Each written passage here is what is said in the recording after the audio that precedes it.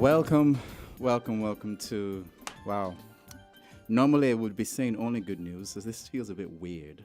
I'm saying welcome to Inside the News, which is different from only good news, but we're going to have a lot of good news to share, even though the topic suggests news and stories and incidents that might not have been so pleasant, but at the end of the day, we're going to probably most likely end on a high note.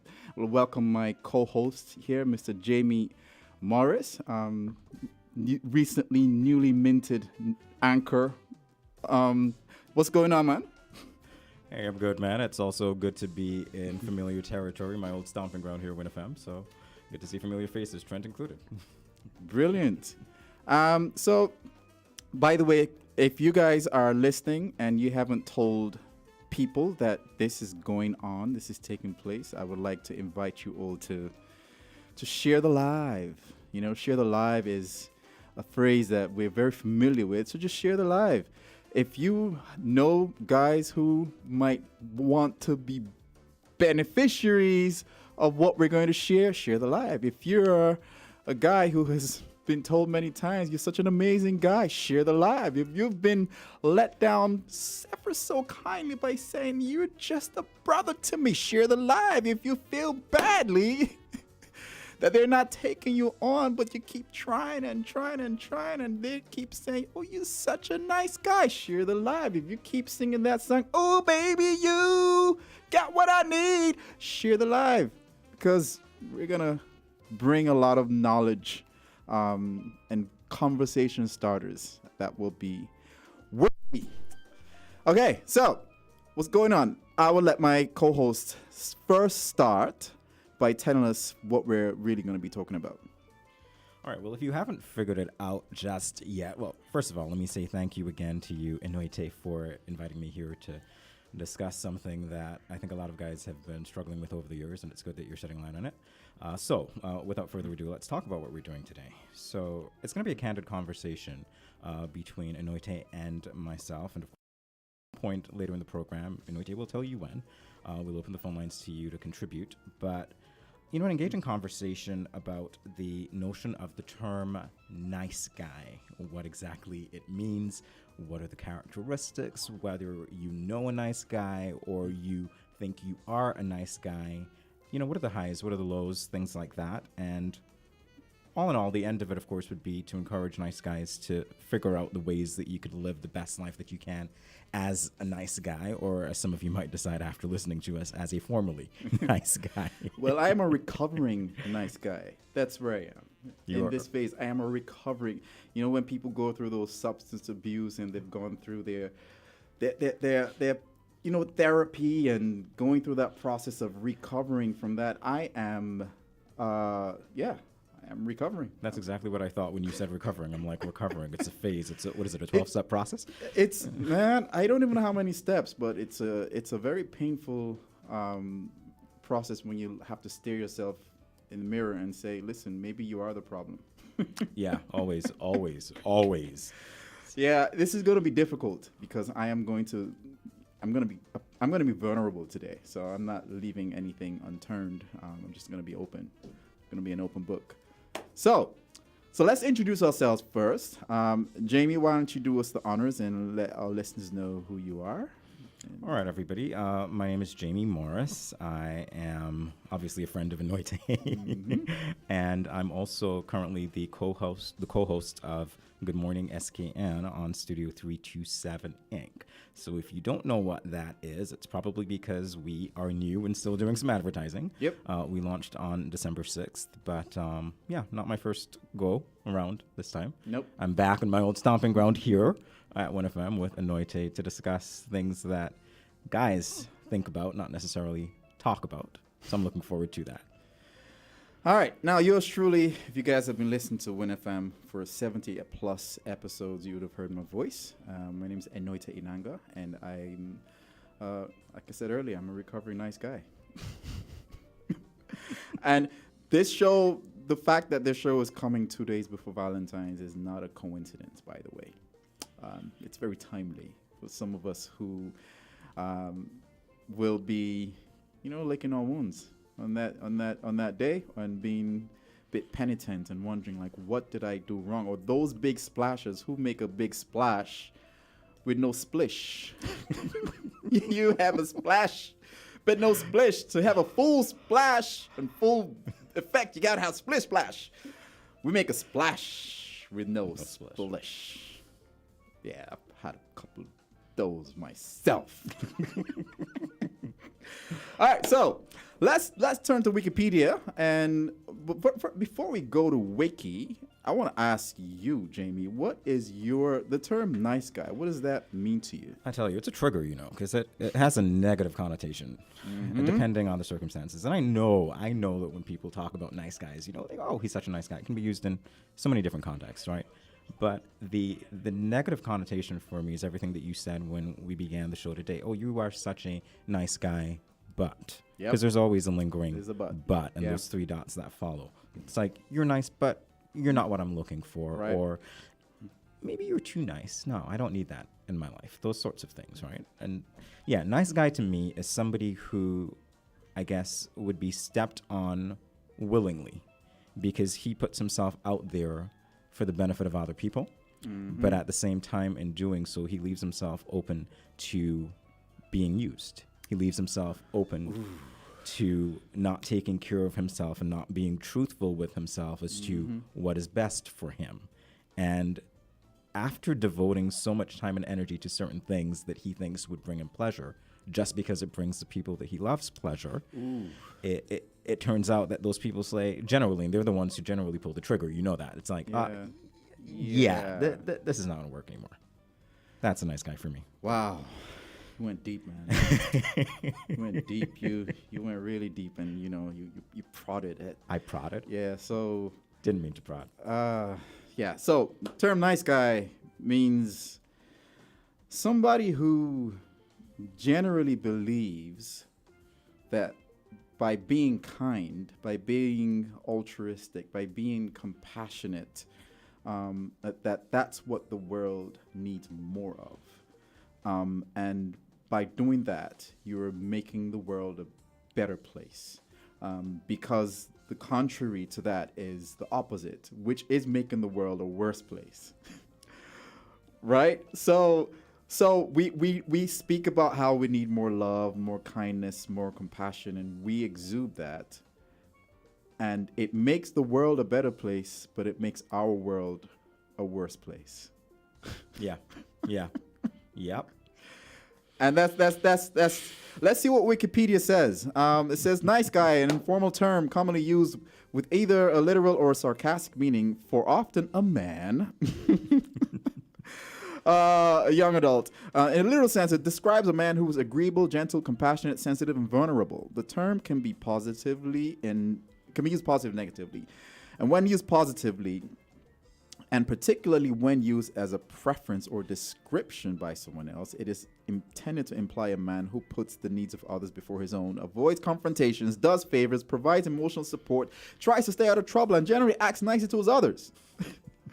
In the context of a relationship, it may also refer to traits of honesty, loyalty, romanticism, courtesy, and respect. And when used negatively, it's used to imply a man who is unassertive or otherwise non-masculine. The opposite of a genuine nice guy is commonly described as a jerk, a term for a mean, selfish, uncaring person. The man is labeled a jerk on how he treats his partner, seen in the extreme case where he would not have to be sensitive, kind. And it's seen as a macho and all that kind of stuff. So, it's used sarcastically, particularly in terms of dating, to describe someone who believes himself to possess the genuine nice guy characteristics, even though he actually doesn't, and who uses acts of friendship and basic social etiquettes with the ulterior aim of progressing to a romantic or sexual relationship. Wow. So, do you see yourself as a nice guy, Mr. Morris? Just be honest. Be honest. Yeah. I see myself as a nice guy. All these things don't apply to me, thankfully. I don't think they can either because they're contradictory on some level. But definitely see myself as a nice guy. Perhaps taking the step 1 or step 2 in that recovery phase. Because there are moments when, I look at it and I say, hey, you know what? No, this is not going to work out. I need to be more assertive. And then I do it. But then there's also, how do you say it? You said it was recovering, right? You said you were recovering. Yeah, I'm recovering. It's cyclical. You take certain steps forward, and sometimes there's a regression. Of course. Yeah. That's recovery. Yeah. Well, That's if there's no regression, then it's Can I- not. Yeah, it can become as recovery. can I coin a term here called over-recovery? Can we just overcome it and just move on? Oh, I love it. Over-recovery, okay? Over-recovery. Overcomers, over recovery. Okay, I like that. Yeah, What about you? I think. Oh, I know definitively. I'm a nice guy, both from the positive and the negative perspective. Like this, the journey to do this show was difficult for me because I started to look at myself in the mirror. Because then I'm recovering. I'm making intentional steps to be better, and to own my niceness. Literally, to own my niceness. And it doesn't mean that it means that I'm learning to recognize when my niceness is being seen or being received or has the potential to turn to something negative for myself or the person in context.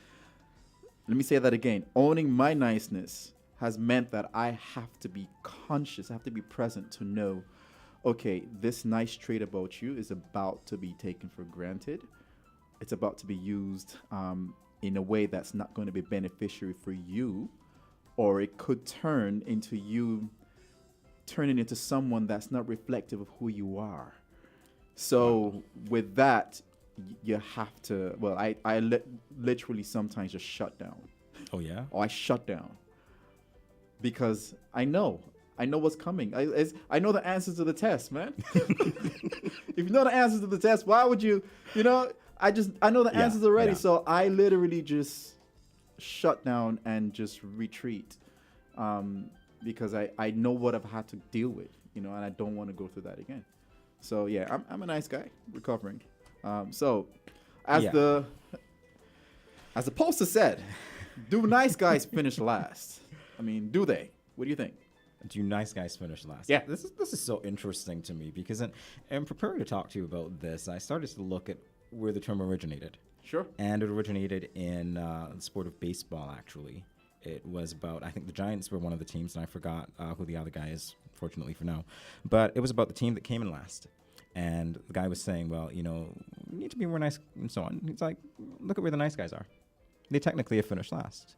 And so everybody started using that term over and over, and it, progressed to where we have it now in terms of dating and so on. But it made me think a little bit about, well, is love a sport?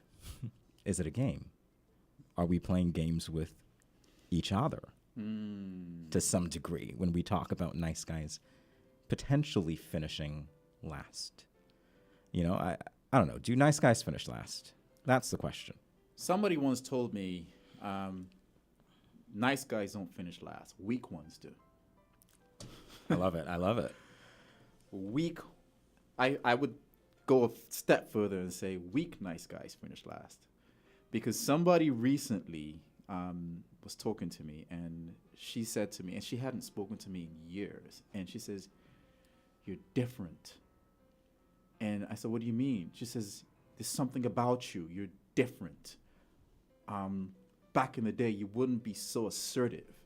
You wouldn't be so strong character, whatever it is, strong personality, like what you just said to me.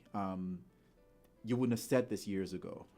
And I love that validation of the progress that I'm making, because while for her I was performing acts of service, at the same time I was present enough to know when to let my assertive side come out in a nice way. Okay, gotcha. Right? And I wish that I know for a fact who I am now. Had I been this person back in the day, my relationship failures would not have happened.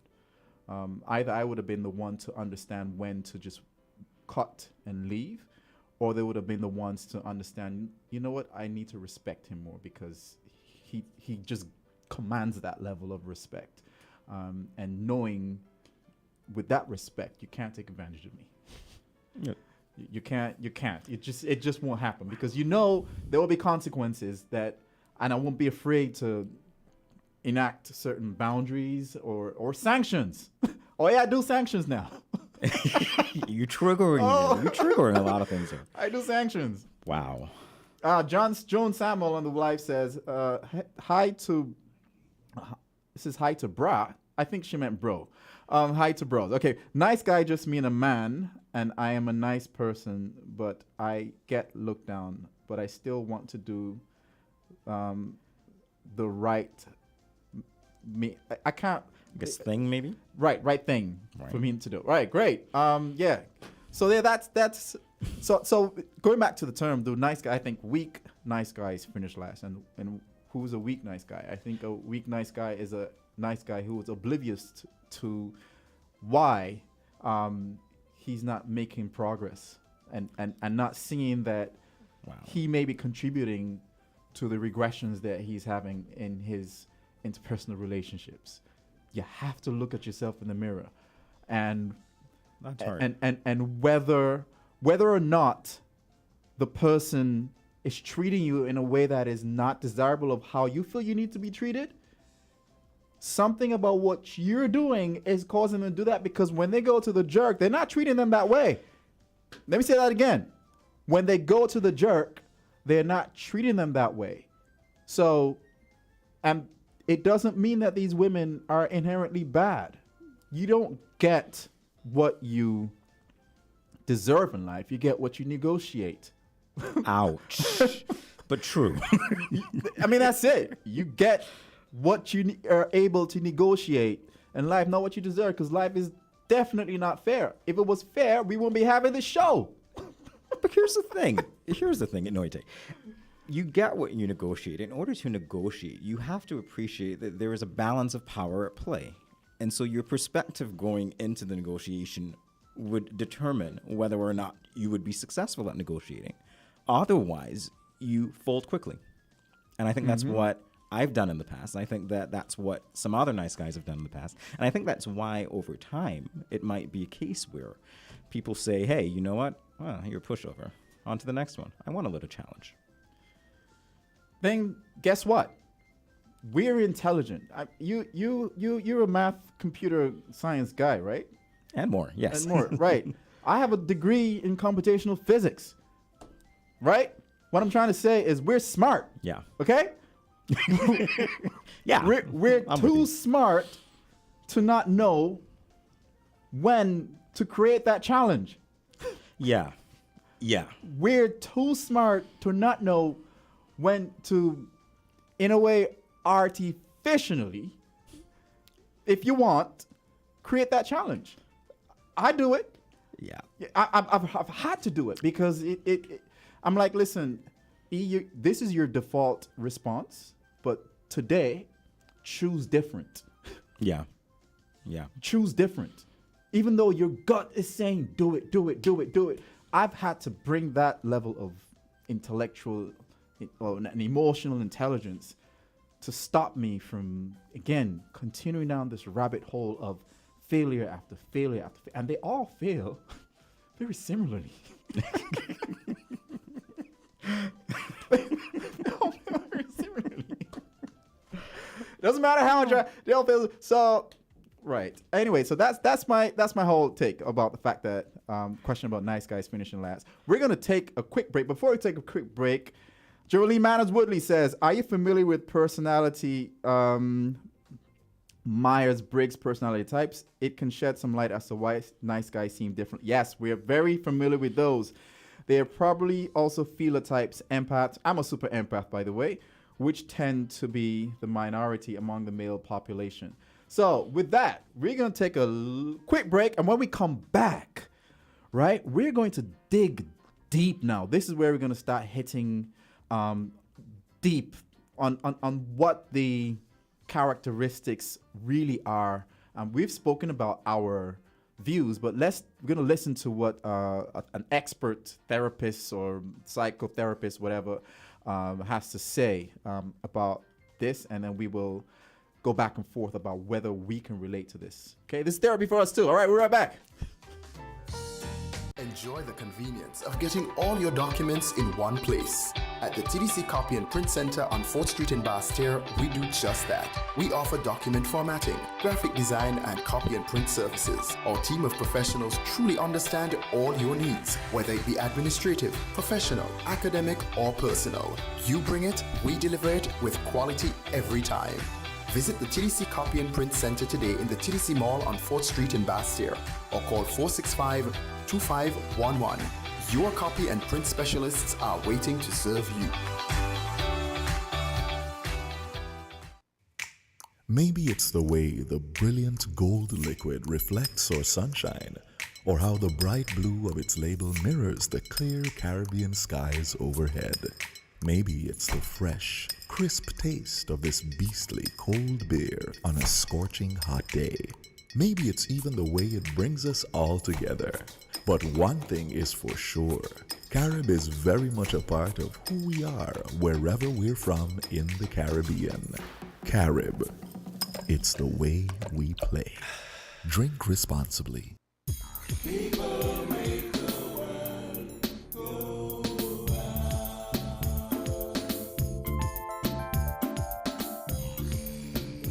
Okay, like the song says, people make the world go round. So do nice guys.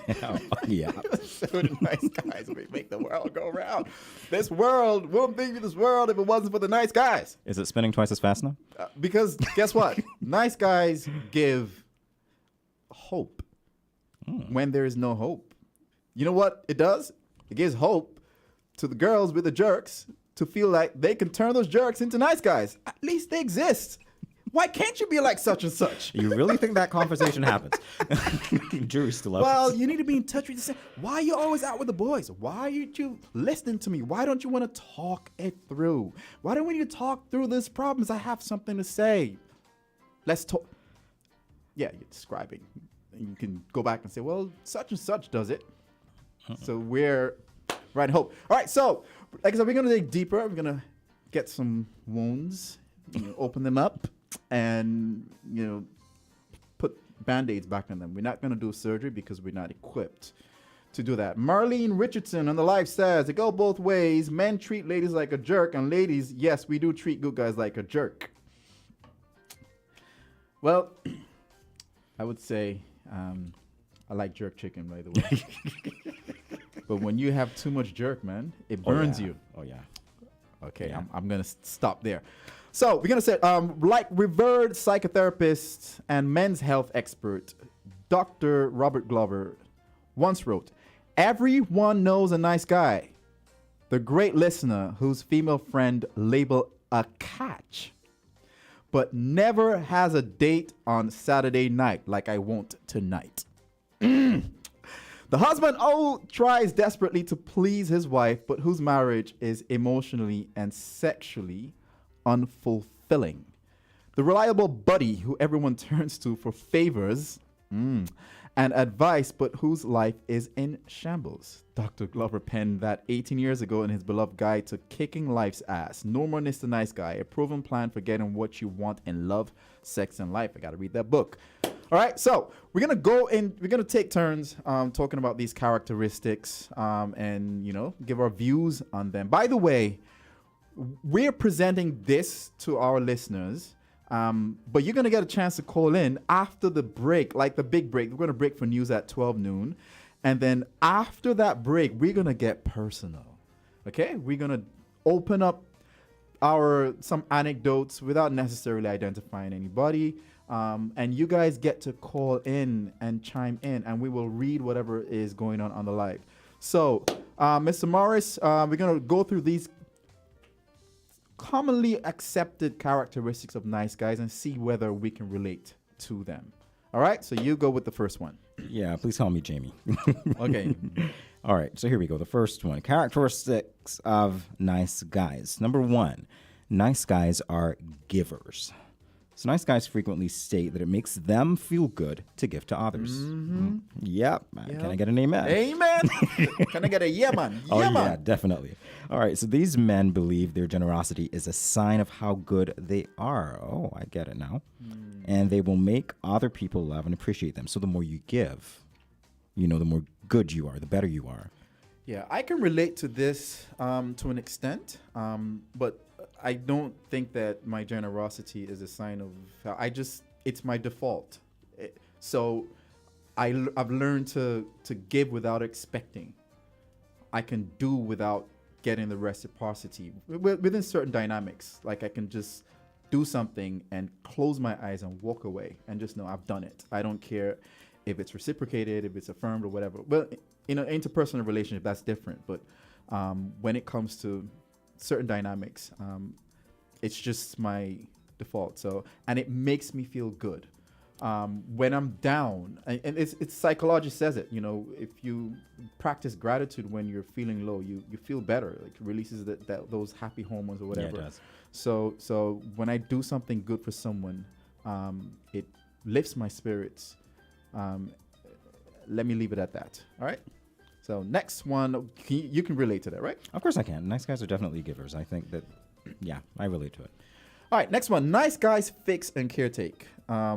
If a person has a problem, has a need, is angry, depressed, or sad, nice guys will frequently attempt to solve or fix their problem, usually without being asked. Can I get an amen? I was thinking hallelujah.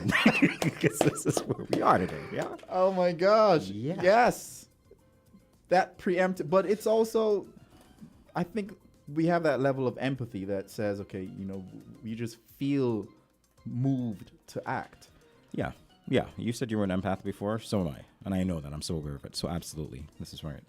But what I've learned, again, is because I have this propensity to do this, I have to keep my circle very, very, very small or non-existent. Because if it's bigger than one, then you're as good as done. If it's bigger than one, you're as good as done, because all those persons will soak up your energy without them even knowing. You just feel that need to show up, to do, to fix. Yeah. And then when you're not able to be there for that one, then it becomes problematic. Yeah. So right now I'm going through this reclusive isolation phase. It's painful, but I'm not going to stretch myself. I agree. Can't do that. All right, next one. All right. So next one on the nice guys seek approval from others. Wow. I feel like I need to read that again. Yep. Nice guys seek approval from others. A universal trait of the nice guy syndrome is the seeking of validation from others. So everything a nice guy does or says is at some level calculated to gain someone's approval or avoid disapproval. And this is especially true in their relationships with women. Is that true? Nice guys seek approval from others? Some, because for me, my love language is words of affirmation. And it's because I'm a doer, I'm a giver, I'm a sacrificer. And so I will always want to feel as though that it's appreciated and affirmed that I am presently doing that. The absence of it is painful, but the overt pronunciation of you not doing those things is the killer for me. When they just like, you don't do anything for me. Yeah. That's when it goes. So because my default is to do. There's no calculation to gain approval or disapproval. It's just like, this is who I am. If you continually disapprove or, take that for granted, then at some point, I'm going to shut down. Yeah.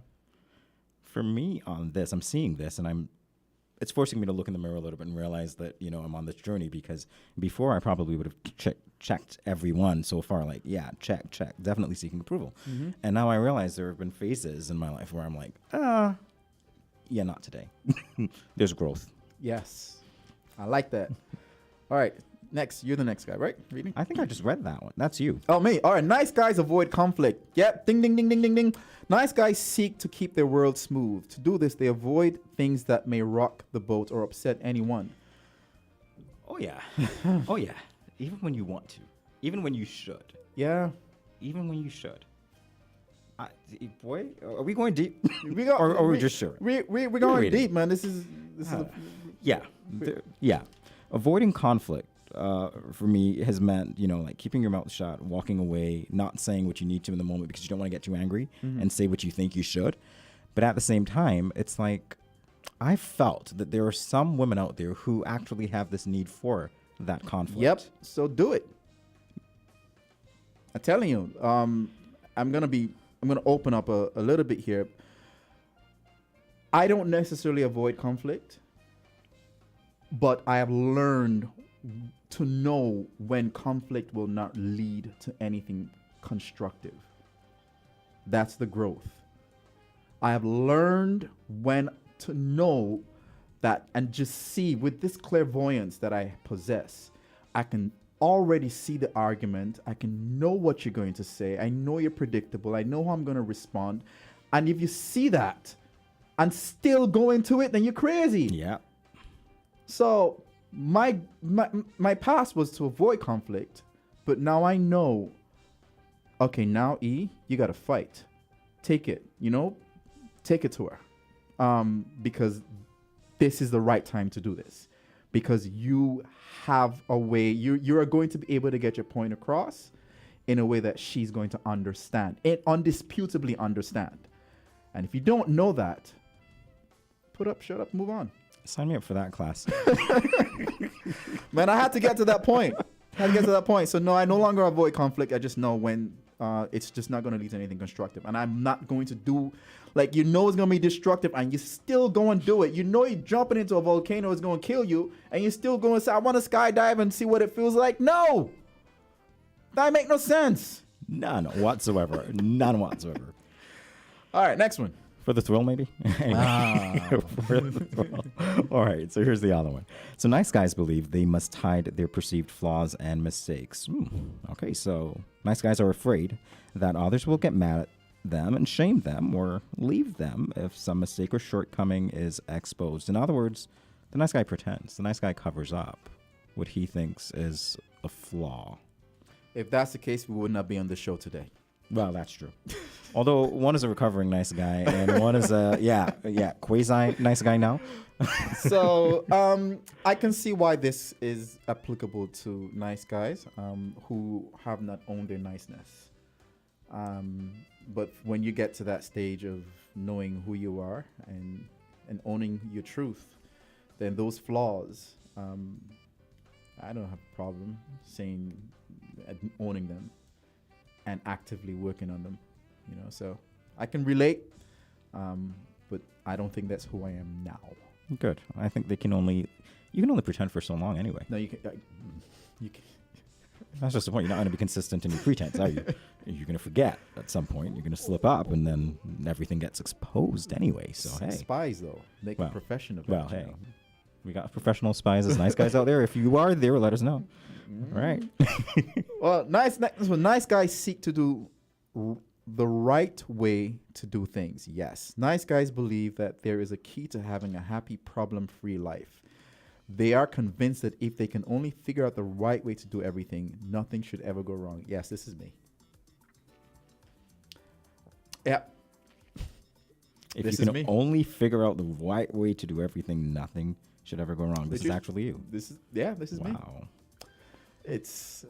I'm always trying to be conscious of my words because I don't want to be held to something that's not representative of me. I don't want to say something that does not reflect the values that I have. And so I'm always seeking for the right time to speak, the right time to communicate, the right way to communicate, the right way to launch, I'm always seeking for that. It's a flaw, but I don't think it's a fatal flaw. I don't think so. I think that inherently, if everybody figured out the right way to do everything, nothing will go wrong. I own this. That's like some superhero strength that we're Yes. talking about, right? First clairvoyance, now that. All right. Let's bring it back to earth a little bit with this one. Right. So nice guys repress their feelings. So nice guys tend to analyze rather than feel. They may see feelings as a waste of time and energy. They frequently try to keep their feelings on an even keel. Okay, I'll tell you, this is me. I'll own this one. Yeah. Maintaining my equanimity, nothing over the top, really, that sort of thing.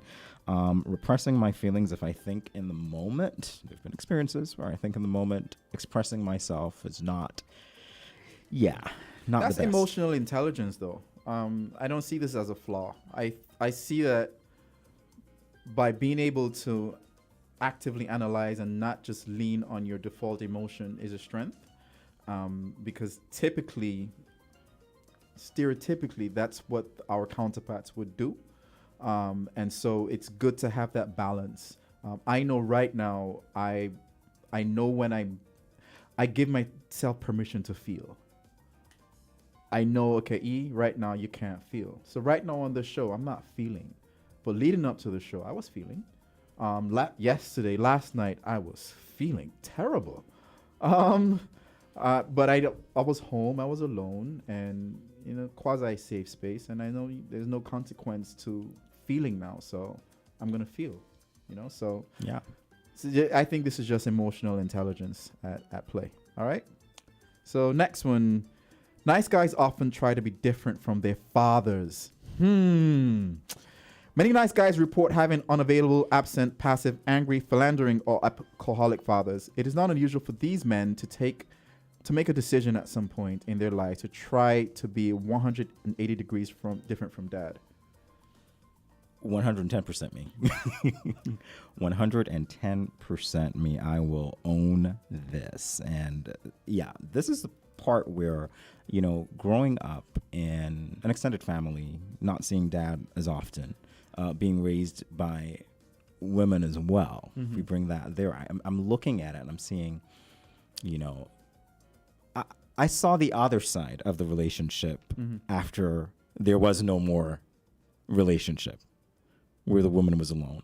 And being raised as a man in that environment, it made me conscious of the things that I could potentially do to someone if I were in a relationship and not ready.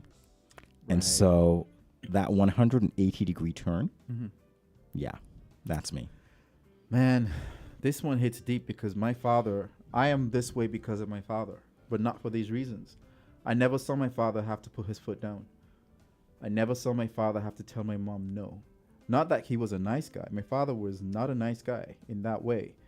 But there was such a mutual level of respect and acceptance of their roles and responsibilities that to know that conflict was not something they wanted to show their children. And so I didn't have any examples of conflict resolution from my parents. Besides the one or two times I would just eavesdrop him saying, hey, Amaral, we shouldn't show this in front of the children. And so I grew up with that provider mentality, take care of your woman mentality, make sure has nothing to worry about mentality. And I was in for a rude awakening, when I, just that did not lead to a road of success. Still, again, recovering. You're recovering, but those things don't seem bad either. You know what I mean? Right. It's just knowing when to draw. They're bad until it's being done for the right person. Ah. All right. That's why we have the show. Yeah. Indeed. All right. Next one, I think that's you, right? The next one is definitely me. Gearing up to it. Yep. All right. So, here we go. Nice guys are often more comfortable relating to women than men. Interesting. Due to their childhood conditioning, many nice guys have few male friends. Nice guys frequently seek the approval of women and convince themselves they are different from other men. We are. Really? Sounds like you're convinced. We are. All right, so nice guys like to believe that they are not selfish, angry, or abusive. Traits they link to, quote unquote, other men. Don't necessarily agree. I believe that, because of what we've described so far, the repression, the having to, feel stepped on and up, leads to some anger, leads to some traits that are not necessarily positive for us. But with what you said, yes, they're more comfortable in relating to women, which is true. Yeah, very, very comfortable in relating to women, and more comfortable relating to men who understand me, where I am now, and not trying to change that and say, oh, you need to put your foot down. No, it's I hear that from a cohort of men, and then hear the difference, like, you need to be able to control your situation. You need to be able to be in control of, there's a difference between that. Yeah. And those are the conversations that a lot more affirming to who I am, So, all right, next one. This is me, right? Yeah, it is. Nice guys have difficulty making their needs a priority. These men often feel that it is selfish to put their needs first. They believe it is a virtue to put the needs of others over their own. Jamie. Yeah, there are some people who believe that. I believed that, and then I matured. So thankfully, yeah.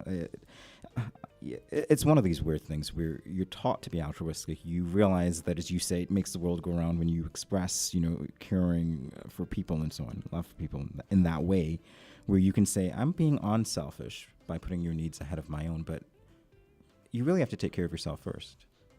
Yeah. I think that, again, with the right person, I keep going back to this, and being in a relationship, in a healthy relationship with the right person, is really a selfless journey, where you are taking that person's needs, understanding them, taking what is a priority to them, understanding them, and then making them a part of your priority list, and vice versa. And like I said, the healthy ones do that very well, where you just know, I don't have to worry about this because she got me. And that's a very good feeling. I don't have to, fortunately, I'm self-sufficient. I cook, I clean, I can do everything that typically women would say they want to bring to my life. But there's a way that we can say, a woman can come in my life and be like, listen, but I can do that better than you. Don't worry about it. Okay. Why do you have to worry about that? And I'm like, oh, okay.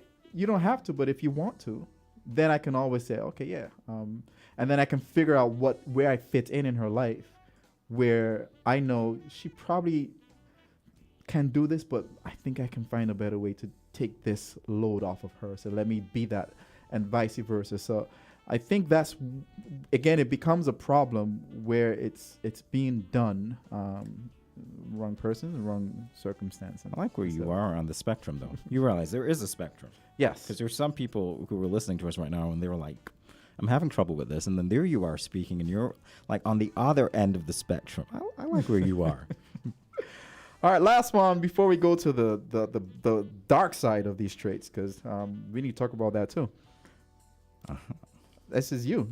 Nice guys. I lost track. All right, fine. Last one. Let's read it. Nice guys often make their partner their emotional center. Many nice guys report that they're only happy if their partner is happy. Therefore, they will focus tremendous energy on their intimate relationships. Is that tying with what you just said? Yeah. I love to see happy people. I love to see people smiling. And if I know what I'm doing is causing that effect, then I'm happy. And I just hope that my partner feels the same way too. Mm-hmm. And the thing is, I'm taking care of myself. By this show is taking care of myself. Going for therapy is taking care of myself. Being an entrepreneur and all of these things is taking care of myself. Having these lofty dreams and visions and following through and executing them is taking care of myself. Having my show, Only Good News, is taking care of myself. Everything is centered around that. So in the right circumstance, in the right situation, I think everything falls into place. I'm with you. Totally agree. That was a lot, wasn't it? Yeah, it was a lot. All right, so we have about 8 minutes to talk about. We're going to go through these fairly quickly because we have the news coming up, and after that, you guys will get to call in. Let me just check the live and see if there's anybody who's saying, oh my gosh, Spice Griffin says, give me the nice guy any day. I dislike jerks. Well, you've reached that point in your life. Sweet. All right, let's go to the dark side because we have to talk about this. All right, we're gonna go through these in 7 minutes. So you go first. All right. Nice guys are dishonest. That's trait number 1. These men hide their mistakes, avoid conflict, say what they think people want to hear, and repress their feelings. These traits make nice guys fundamentally dishonest. I said the weak nice guys do this. Yeah. Weak nice guys do this. We're going to talk about the difference between the weak guys and the weak nice guys. Nice guys later on. Right. All right, you go. Next one. Nice guys are secretive because they are so driven to seek approval. Nice guys will hide anything they believe might upset anyone. The nice guy's motto is, at first, if you don't succeed, hide the evidence. Makes the nice guy sound shady. I think, again, I think when you're going through that phase where you're not owning your niceness, and because you're not trying to upset people, then I can relate to. I've been this before. I'm not this anymore, but I've been this before. All right. I love this one. You read this one, Jamie. All right. Nice guys are compartmentalized. Nice guys are adept at harmonizing contradictory pieces of information about themselves by separating them into individual compartments in their minds. Therefore, a married man can create his own definition of fidelity, which allows him to deny that he had an affair with his secretary or intern, because he never did that according to him. You didn't read the whole thing, but it's okay. But yeah, this has been me, where I'm an intellect, and I've been accused of using my intelligence to get myself out of situations I shouldn't have been found in the first place. And yeah, I've been this, and I think this is still me. Just the ability to just analyze and look and say, okay, this is how you're gonna get out of this. Yeah.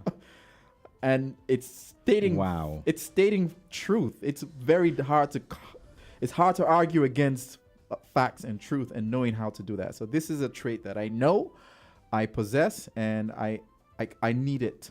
I need this. But you make me want to read the whole thing now, because literally it's like No.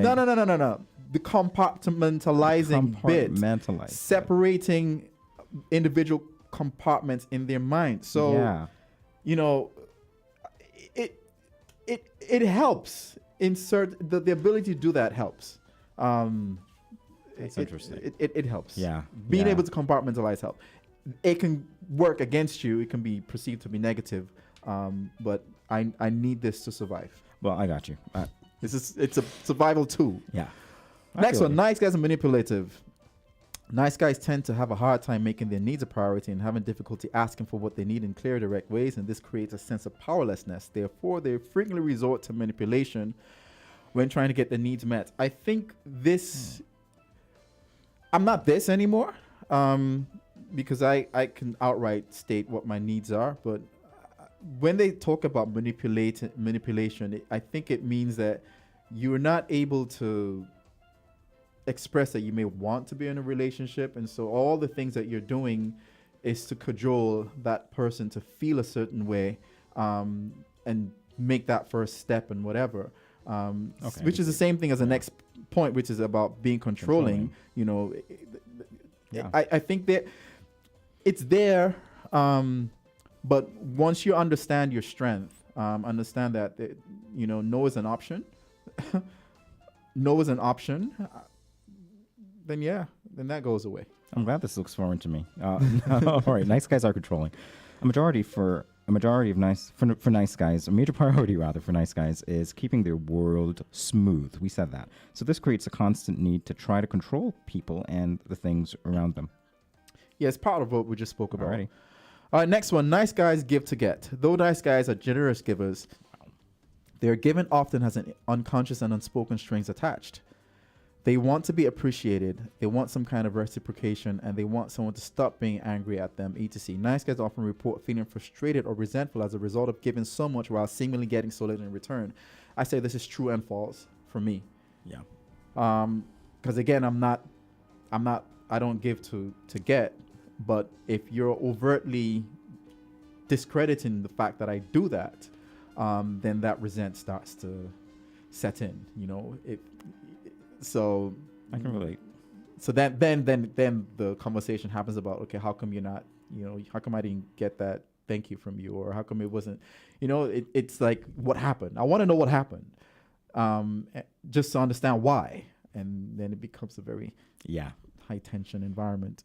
All right, next one. Nice guys are passive aggressive. Yeah, I'll own it. Yeah, I own it too.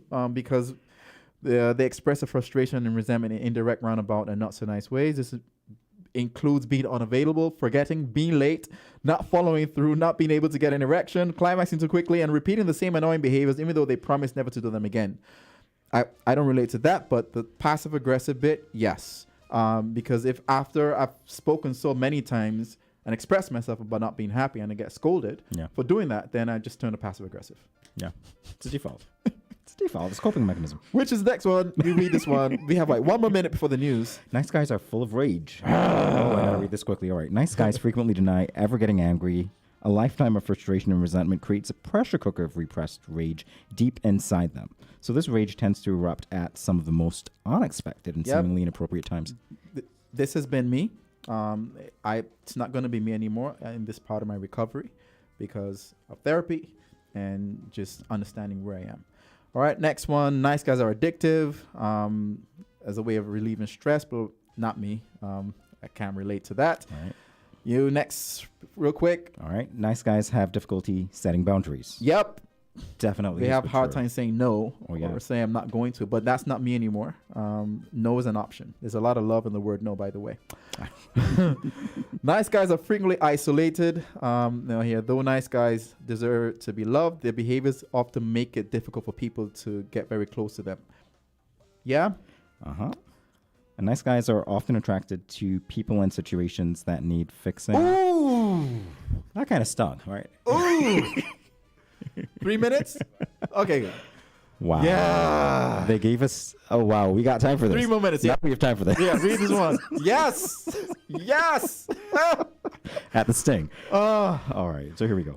So this behavior is often the result of the nice guy's childhood conditioning, his need to look good, or his quest for approval. Unfortunately, this tendency pretty much guarantees that nice guys will spend most of their time putting out fires and managing crises. Preach, brother. Wow. We don't have enough time for that. But, No. But you can tell that resonated pretty strongly with both of us. us.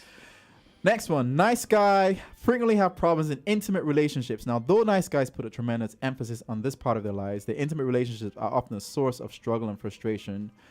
For example, it's not unusual for nice guys to form relationships with partners whom they believe are projects or diamonds in the rough. When these projects don't polish up as expected, nice guys tend to blame their partner for standing in the way of their happiness. Yes. Yes and no. Okay? Yes. Yeah, and we no. got to move. Right? All right. Next. All right, nice guys have issues with sexuality. So though most nice guys deny having problems with sex, I've yet to meet one who isn't either dissatisfied with his sex life, has a sexual dysfunction, can't maintain an erection, climaxes too quickly, or has sexually acted out through affairs, prostitution, pornography, compulsive masturbation, etc. Can't relate. Nah, nice guys have issues. Nah, I can't relate. And the last one, this hit me hard because of where I am. Yes, nice guys are usually only relatively successful. The majority of nice guys I've met have been talented, intelligent, moderately successful. Almost without exception, though, they fail to live up to their full potential. And that's one of my biggest fears. And I'm combating that right now as we speak. I don't want to end up down this road. good. Agreed. Because I know it is.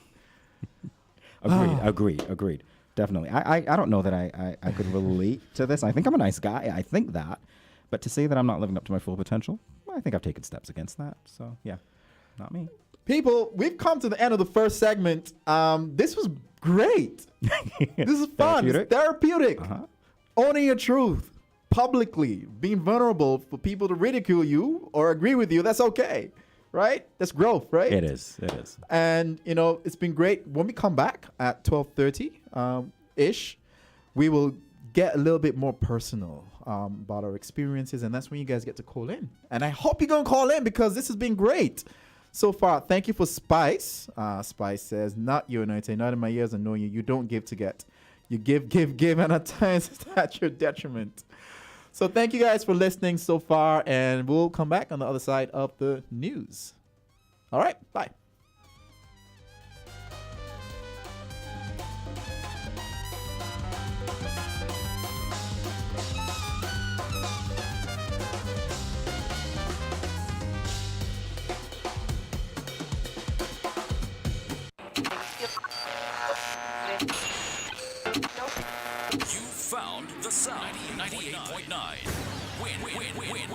FM.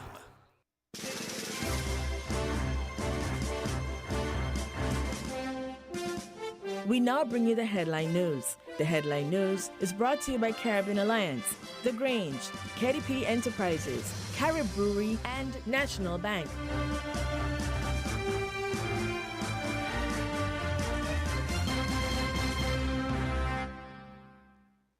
Did you know that the Grange Healthcare Facility is the first purpose-built, non-governmental healthcare organization on St. Kitts?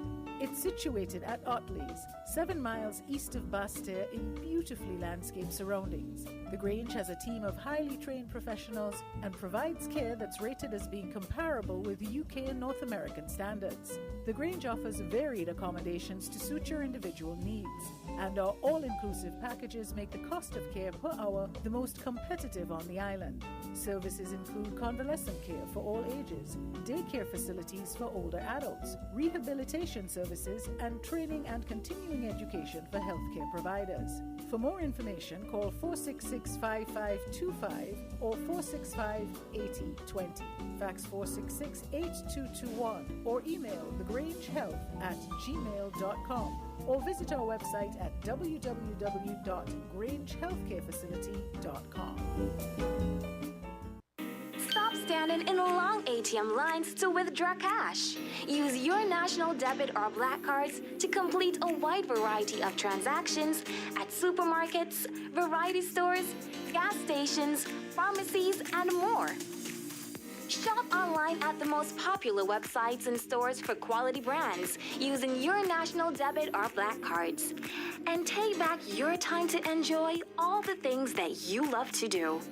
Remember, instead of waiting in long ATM lines to withdraw cash, use your national bank cards today. National Bank, always here. Shipping your cargo shouldn't be a hassle. It can be as easy as a single call to Amerijet International, your worldwide cargo transportation solution. We provide all the services you need to ship your goods anywhere in the world, whether your shipment is fresh, frozen, large or small, alive or hazardous. You can count on Amerijet to deliver it safe and sound. Amerijet International, by land, sea or air, we get it there.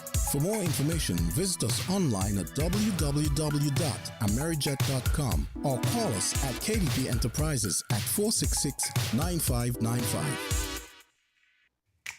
Maybe it's the way the brilliant gold liquid reflects our sunshine, or how the bright blue of its label mirrors the clear Caribbean skies overhead. Maybe it's the fresh, crisp taste of this beastly cold beer on a scorching hot day. Maybe it's even the way it brings us all together. But one thing is for sure, Carib is very much a part of who we are wherever we're from in the Caribbean. Carib, it's the way we play. Drink responsibly. Protect your lifestyle with Caribbean Alliance Insurance. Dealing well with a low reputation and service for second to none. Securing you is our mission. People that you can trust, your business, property, we got you covered. Motor or personal, whatever it is, we got you covered. 130 years in this business, we got you covered. For all your insurance needs, visit or call us at 465-2631 or 469-5303. Dealey Walwyn, people you can trust.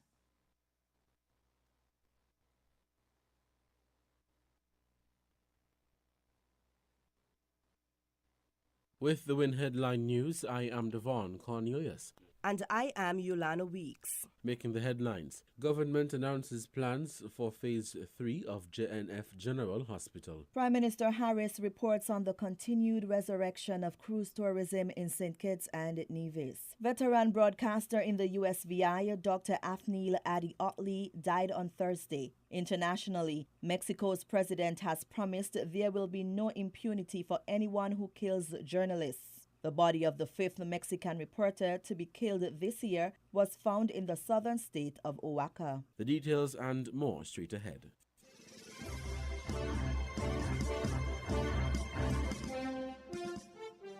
Construction of Phase 3 of the Joseph and France General Hospital is expected to commence soon, according to Prime Minister the Honorable Dr. Timothy Harris. And I am pleased to report that in 2022, we shall commence the build-out of Phase 3 of the JNF General Hospital. This will be a significant investment of over $26 million, which will result in improvement in 12 service areas at our main hospital. Prime Minister Harris noted that the addition of these brand new facilities and the recruitment of new medical specialists will lead to a significant enhancement in the quality of healthcare and improve conditions for staff at the hospital. All these are contemplated as part of the overall budget of $26 million. This, of course, will take several months and perhaps will end up being a multi-year project, but it is significant that we shall start the phase build-out of Phase 3 in 2022. A cardiologist, cardiology technicians, MRI technologists, nurses in the cardiac catheterization laboratory are some of the medical specialists to be recruited. Plans for the construction of the new health facility were announced following the June 5th, 2020 general election.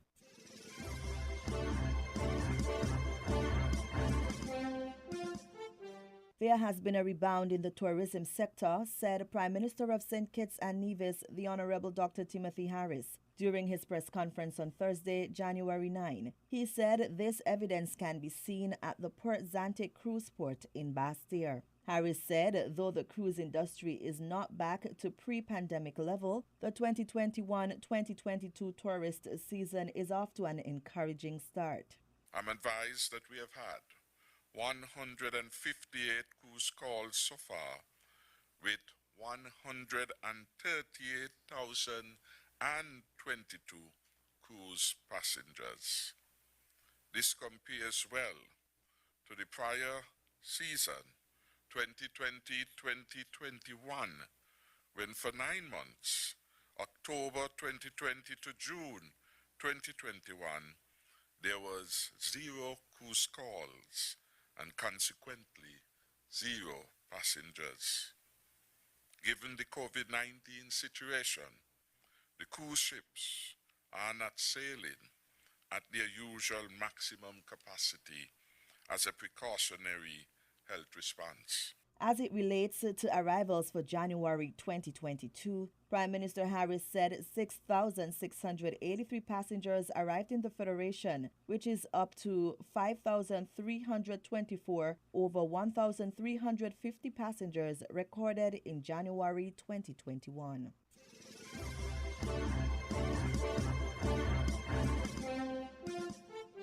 The following is a message from the chairman of the Caribbean Community CARICOM, the Honorable John A. Briceño, Prime Minister of Belize, on the death of Sir Manuel Esquivel, a former Prime Minister of Belize. Quote, the Caribbean Community CARICOM notes with deep regret the passing of the former Prime Minister of Belize, the Right Honorable Sir Manuel Esquivel, KCMG. Sir Manuel's calm presence, allied to his measured statements, were the hallmark of his contributions as a member of the Conference of Heads of Government. His well-earned reputation as a man of principle, honesty, and integrity, as well as his efforts at economic diversification, endeared him to the people of Belize. In paying tribute to Sir Manuel, the community recalls his own words to the 1986 meeting of the Conference of Heads of Government. Quote, the most fitting epitaph we can inscribe to the memories of those Caribbean leaders who have dedicated their labors and their lives to the integration movement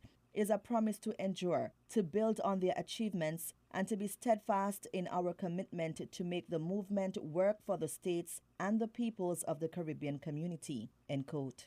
This mostly aptly applies to Sir Manuel. CARICOM extends deepest condolences to his wife, Lady Cathy, his children, grandchildren, the entire Esquivel family, and to the government and people of Belize on the loss of this exemplar to the nation and the region.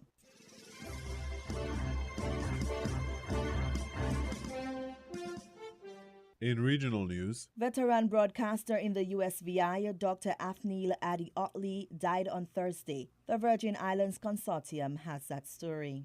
Veteran broadcaster Dr. Afnil Adi Otley died on Thursday, and immediately after his passing was announced, people from all walks of life started sharing memories and condolences, an effect that speaks to his influence and impact on the USVI.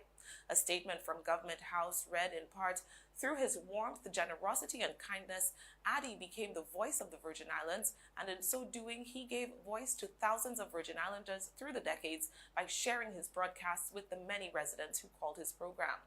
Born on November 19, 1941 to Iris and Aubrey Otley, the first of 11 siblings began his public life in 1959 when he was elected class president during his senior year at St. Peter and Paul Catholic School. Bitten by the broadcasting bug from early, Otley went on to become the first teenager on St. Thomas to be granted a ham radio license. Otley began spending time at WVWI radio station, learning the ins and outs of the trade. There, he met radio personality Lee Carl, who began mentoring the young Otley, eventually allowing him his very own show, Addy at Night. Otley went on to study electronics at the RCA Institute of Technology and then majored in electronics and engineering at the Indiana Institute of Technology. His long-running and arguably best-known program, The Morning Show on WSTA, began 50 years ago. Up until he announced his semi-retirement last year, Addy's Morning Show was the most listened-to radio program in the USVI. Not just an on-air personality, Otley moved up the ranks at WSTA from assistant manager to manager until in 1984 he and a small group of investors purchased the station outright. Otley was a fixture on the Virgin Islands airwaves, hosting his morning show on WSTA, as well as the weekly TV show Face to Face on PBS WTJX Channel 12. He'd taken a brief hiatus from broadcasting in the early 1970s, running unsuccessfully for a seat in the legislature in 1970 and 1972 before being elected in 1973. He was also appointed to the position of Lieutenant Governor in the Melvin Evans administration. When Otley's sojourn in politics came to an end, he went right back to his first love, broadcasting. Otley and WSTA were widely acclaimed for their dedication to keeping Virgin Islanders informed. His was the only station that continued its 24-hour broadcast schedule throughout Hurricanes Hugo, Marilyn, and Lenny, and again through Irma and Maria. In 2018, Otley received an honorary doctorate of humane letters from the University of the Virgin Islands for his long and distinguished record of public service. In 2021, the territory's 34th legislature recognized Otley's commitment to inform and educate the public by naming a roadway in his honor.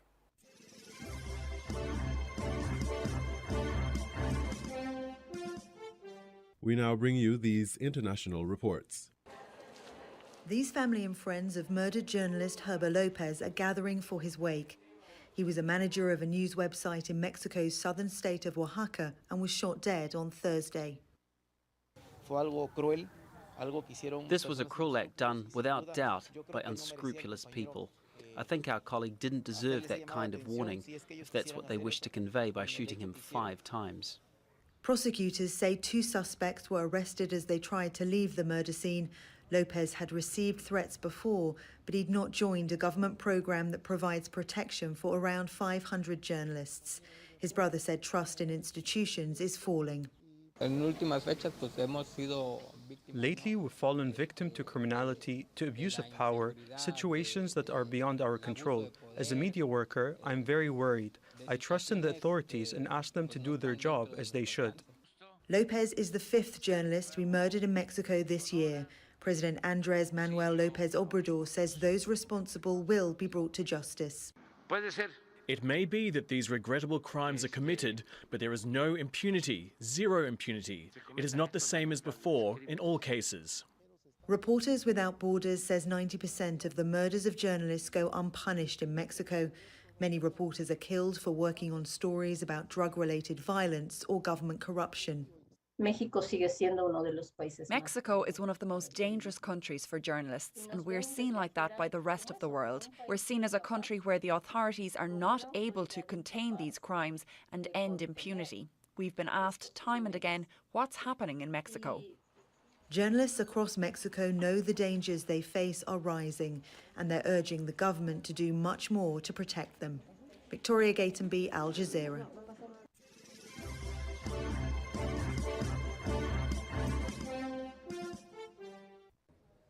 Russia is amassing troops close to the border of Ukraine. It's carrying out military exercises with Belarus. And President Biden has this message. If Russia makes a choice to further invade Ukraine, we are jointly ready and all of NATO is ready. NATO is a Western military alliance. The president says it's ready, and Russia is focused on it too. The NATO member countries continue to send a large amount of modern weapons to Ukraine to contribute to the modernization of the Ukrainian military. NATO members are flying in what they call lethal aid to Ukraine. Across Eastern Europe, NATO is bolstering its defences. These are British forces on the Poland-Belarus border. And Russian concerns about NATO in Eastern Europe are not new. We will also have to look about those missile installations in Romania and Poland or anywhere. On NATO, Russia is looking to the future and the past. It wants NATO to promise that Ukraine will never join, and it wants NATO to withdraw its military deployments of recent years from Eastern Europe. There's no chance of either demand being met. And to understand why, we need to go back to the aftermath of the Second World War. NATO was set up in 1949 by 12 countries. Their mission was to secure peace in Europe, to promote cooperation among its members, and to guard their freedom. In reality, this meant countering the growing power of the Soviet Union. And at the heart of NATO's strategy to do this was, and is, Article 5. It says an attack on one member is considered an attack on all of them. The idea is collective defence. And now with 30 members, NATO continues to state its purpose. Together we are 50% of the world's military might and economic might. So as long as we stand together in NATO, North America and Europe, we are all safe. In recent years, though, NATO's purpose has been questioned. Donald Trump said the US might leave. Emmanuel Macron said NATO was brain dead. There are also questions of commitment. Some NATO members are behind on NATO's military spending targets. And then there's Afghanistan. In response to the 9/11 attacks, NATO triggered its Article 5. NATO members supported America's attack on al-Qaeda and the Taliban. 20 years later, the US chose to leave Afghanistan unilaterally, with NATO members left to follow suit. For this and for other reasons too, as the BBC's Katja Adler notes, the longevity of the current show of unity between Western allies isn't guaranteed.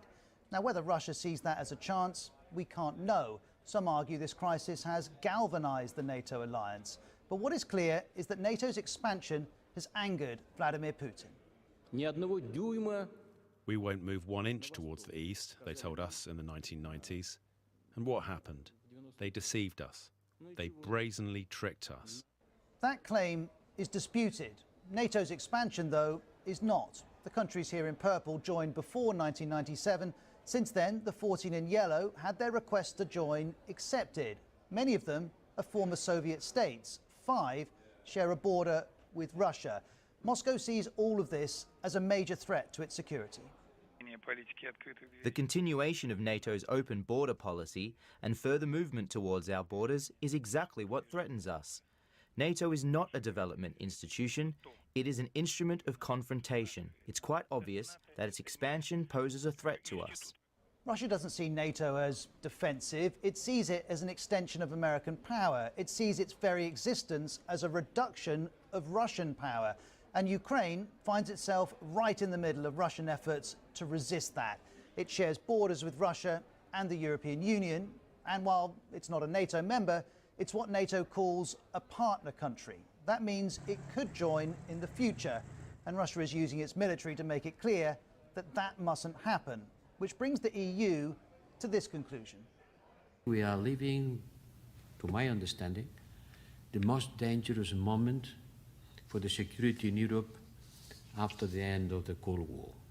And in this dangerous moment, Russia sees NATO aggression, NATO sees only defense. What we all see is NATO and Russia playing their part in a global power struggle where China is coming and America's superpower is being put to the test. In a recent essay, Tom McTague wrote in The Atlantic, That moment when we in the West all bathed contentedly under the American sun has gone.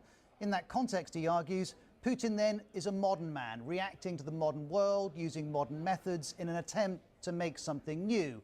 And NATO stands in the way of the new world that Putin would like. That's why, whatever the rights and wrongs, the causes of this crisis and the outcome of it both connect to NATO.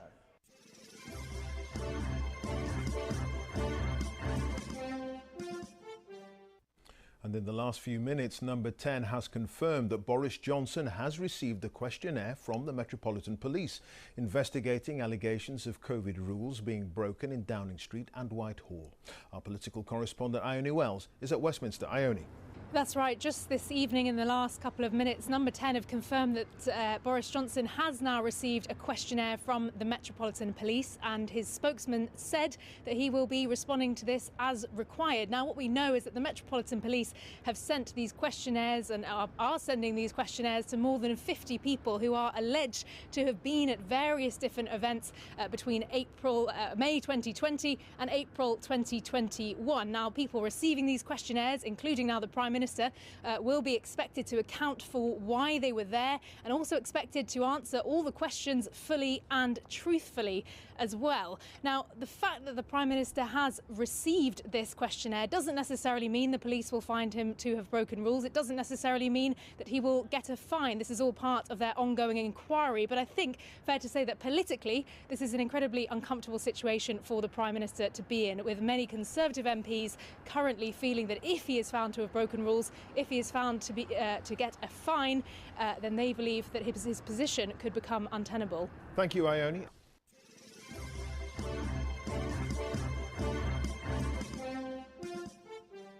You are listening to the WINNFM headline news.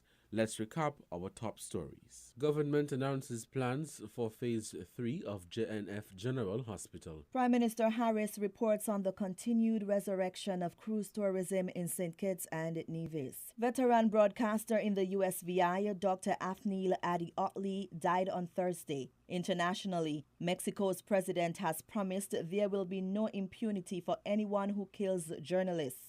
The body of the fifth Mexican reporter to be killed this year was found in the southern state of Oaxaca. Thank you for listening. That was the WINNFM Headline News. The Headline News is brought to you by Caribbean Alliance, The Grange, KDP Enterprises, Carib Brewery, and National Bank.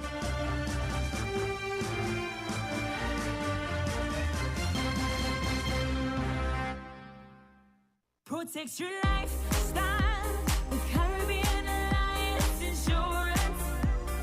Dealing well with a low reputation and service for second to none. Securing you is our mission. People that you can trust, your business, property, we got you covered. Motor or personal, whatever it is, we got you covered. 130 years in this business, we got you covered. For all your insurance needs, visit or call us at 465-2631 or 469-5303. Dealey Walwyn, people you can trust. With over a century of perfection behind the Mackeson name, a smooth blend with perfect balance and richness, it's no wonder Mackeson Triple Stout has a legacy of perfection. Enjoy the world over. Introducing our new look with the same great taste. Mackeson. All hail the king. Please drink responsibly.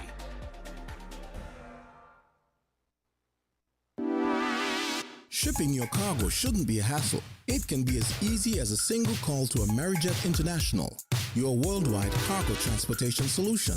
We provide all the services you need to ship your goods anywhere in the world, whether your shipment is fresh, frozen, large or small, alive or hazardous. You can count on Amerijet to deliver it safe and sound. Amerijet International, by land, sea or air, we get it there. For more information, visit us online at www.amerijet.com or call us at KDP Enterprises at 466-9595. Did you know that National Bank offers very favorable terms and low interest rate to switch your home mortgage? Our in-house legal department will process your mortgage in a jiffy and free of cost. Switch your home mortgage now and get a peace of mind knowing that we are here for you. National Bank, always here. Did you know that the Grange Healthcare Facility is the first purpose-built, non-governmental healthcare organization on St. Kitts? It's situated at Otley's, 7 miles east of Basseterre in beautifully landscaped surroundings. The Grange has a team of highly trained professionals and provides care that's rated as being comparable with UK and North American standards. The Grange offers varied accommodations to suit your individual needs, and our all-inclusive packages make the cost of care per hour the most competitive on the island. Services include convalescent care for all ages, daycare facilities for older adults, rehabilitation services, and training and continuing education for healthcare providers. For more information, call 466-5525 or 465-8020. Fax 466-8221 or email thegrangehealth@gmail.com or visit our website at www.grangehealthcarefacility.com. Found the sound 98.9 Win FM. People make the world go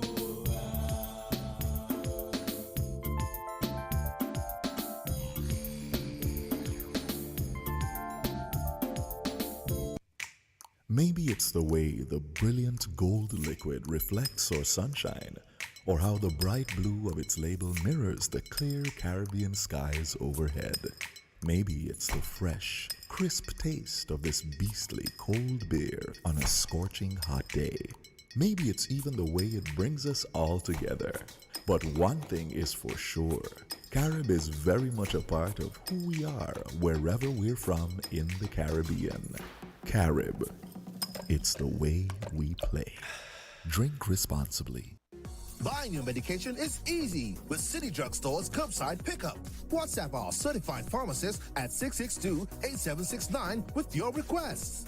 For prescriptions, take a clear photograph and send for review. We will engage you in dialogue and then provide a quotation and link for payment. You can then pay via TDC's online payment portal. And once the transaction is complete, you'll be notified that your pickup is ready. Yes, it's that easy. Send your WhatsApp message to 662-8769 to order your medications today with City Drugstore's curbside pickup service.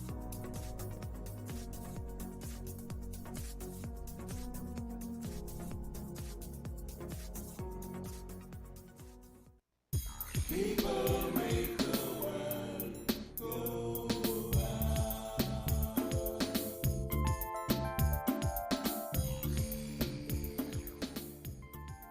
Okay, we back. We back. Welcome to the therapy session for the nice guys with yours truly and Jamie Morris and those nice guys all over the world, in the radios, in the cars, on the internet, thingamajigs, on Facebook, on YouTube, on Twitch, on all those platforms that we're streaming on. Welcome back. We've had a wonderful session so far, and the first half was a bit of a pedantic discussion where we spoke about traits about nice guys. We spoke about how we relate to them personally and generally speaking, not necessarily going into detail about our personal lives. But this section is where you actually, you get to call in, man. We're going to open the lines, so feel free to interrupt us on this segment while we're talking. We may not, probably won't get in everything we want to get in this segment because we're giving you guys a voice to be able to just chime in. So the local numbers are 466-0989, 662-0989, 762-0989, and the UK calling numbers at 033-344 0065. US is 718-285-6984, and Canada is 305-921-4619. So while we're talking, if you have any calls, just call in and we will, and also just comment on the live on Facebook, and we'll take it from there. So, Jamie, how you feel so far about the first section? Feeling very good, actually. As you said, it was a therapy session. So I guess we're going through therapy individually, together, and perhaps vicariously for the listeners. That's what we are going to be doing. And one of the first things I wanted to touch on is, let's get a little bit more personal and talk about any one of those dark side traits, could you relate to? Yeah, you're putting me in the hot seat, aren't you? Yeah, go ahead. Okay. There's AC here. Don't worry, you playing. All right. Probably the passive-aggressive one, simply because my personality is introverted. I'm a little bit isolated as well. Sometimes I can be. But passive-aggressive to me, I have been known not to say what's on my mind and to act it out. And in ways that generally don't lend themselves to clear communication, clear expression of what I need in the moment, that sort of thing. And is that why I'm still single? And perhaps only if you can answer that. Perhaps only if you can answer well, that. They can call in and tell and validate that. Hey, if any one of you girls from James' past you want to call in and say yes, definitively yes, that's why he's still single. Feel free to do that. Yeah, after the show, preferably. All right, if you're calling, by the way, I think where's our producer? I don't know. He's the one who's gonna man the phones. So I don't know if people are calling in. Putting him on the spot now. Just make sure he comes back. But to relate to one of those dark side, I think it was having a problem setting boundaries, and having a problem saying no. And I remember very clearly with my daughter's mom years ago. It's before the child came. We were driving and she asked me to go do something, and I said no. And she says, "You know what? I'm glad you did that, because I wouldn't have any respect for you if you just continue to say yes to everything." And now she uses adjectives like ruthless to describe me. And surprisingly, she says, "I like this version of you better." Really? It's amazing. There's a lot more. I mean, yes, I can be. And trust me, like, it comes out. It's a defense mechanism. It's a cocoon that protects me from certain dynamics. And so yes, sometimes it's just like, wow, you have this ruthless side about you, and it's a result of my therapy, my growth, and just understanding who I am, and when I know saying yes will be detrimental for my dynamic. And that's all good for you. I'm just floored by the fact that she likes that. Yeah. But remember, we gravitate to, believe it or not, we gravitate to what is familiar, Okay. And especially when it comes to the concept of love, we gravitate to what feels familiar, and what feels foreign, no matter how good intentions it might have been, will not be received in the manner that you intended for it to be received. Yeah, going deep. So that's why I know certain traits that I have, and my propensity for certain types of women is conditioned. I've been conditioned to be this way. I'll get a little bit. We said there was going to be a personal in this session. Yeah. My mom is the one with the firecracker mouth. My mom speaks first and may think a couple days later, right? My father was the opposite, right? And it so happens that for some reason, a lot of my relationships have been with women who are very liberal with the tongue. And I'm saying that in both positive and in negative ways, because for me, I appreciate the honesty, but you can be real and not rude. Yeah, that's true. And that's the balance that I'm seeking for, for you to understand you. If you love me, you're not going to be careless with your tongue with me. And because I'm the opposite of you, when you're careless with your tongue, in a situation that gets you in trouble, I can be there to smooth and help you through that situation. But when you love me, Anoite doesn't respond to this way of communication. He shuts down. And so because of that, I won't do it. Why is Kimo calling me while I'm on the show? Tune in to the show, man. Perhaps My it's phone's something to ringing. say. All right. So yeah, we went into. Wait, where's our producer? I don't know if people are calling, paging. I can switch sides. I did this once upon a time. All right. So that's that about that. And I want to ask you, do you think you've ever been ghosted because you were too nice? Oh, I know I've been ghosted. And I know I'm a nice guy. Right. Have I been ghosted because I was too nice? I don't know. It's hard for me to say. Well, you know what? Quite possibly. But in being too nice, I think that it was being too nice for the person in the moment and not that I'm just too nice. Mm-hmm. I don't think that it's the nice guy's fault if the nice guy gets ghosted. I'm putting it out there. Okay. Nice guys, if you've been ghosted, it's not your fault. Let's blame it on the person who's not ready for your niceness and who can't handle all your niceness. Because unfortunately, whatever they've got going on inside, some people actually express that to me, what they've got going on inside at the time doesn't prepare them for the niceness that you present. So, yeah, it's a case where, person was going through some tumultuous things, I suppose. And, just wasn't ready for all of the goodness that Jamie had to offer. Or Or some of those dark side traits were coming out. I've stared myself in the mirror, and I'm a work in progress to the best version of me. And whoever wins this version will get a keeper for life. Ding ding ding ding ding. No more Mr. Nice, no more Mr. Nice Guy, Mr. Nice Enough Guy. Yeah. Mr.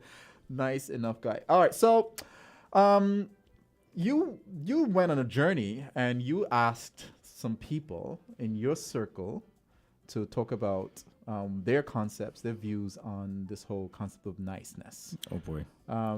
You got some feedback. And by the way, people, like I said, if you want to call in, my producer is here now, so call 4660989, 6620989, or 7620989 and chime in. If you're a recovering nice guy or a nice guy who's losing perpetually, and if you've dealt with nice guys and, done them, call. Contribute to the discussion. It's not just about my take or Jamie's take. All right? So feel free to interrupt us, by the way. So, yeah, go please, ahead. definitely. All right, so this one comes in from a friend of mine. I'll call her Lady X for now. All right, she says, my take on it is women see it as you trying too hard to please her. And so then it brings up the question of it being genuinely you. What will change after this nice phase? And she continues, she writes, you're defining yourself through someone else, which speaks to you not truly finding yourself and your place, creating a world where you are not the center. And don't get me wrong, some women find that flattering, but others just find that distasteful and see it as an insecurity. Wow. I want to stop there for now. The insecurity bit. Do you agree? Is that possible? That we've been getting it wrong? I have my insecurities that have been created as a result of some of these traits. And you get secure when the cause and effect leads to something desirable. And you get insecure when the cause and effect leads to something undesirable. And so the repeated instances of undesirable things happening to you from cause and effect creates insecurities. Yeah. So as a repeat of being nice and, being ghosted and, the time. So for me, one of my biggest insecurities is the feeling free to express myself when I'm not happy with a woman.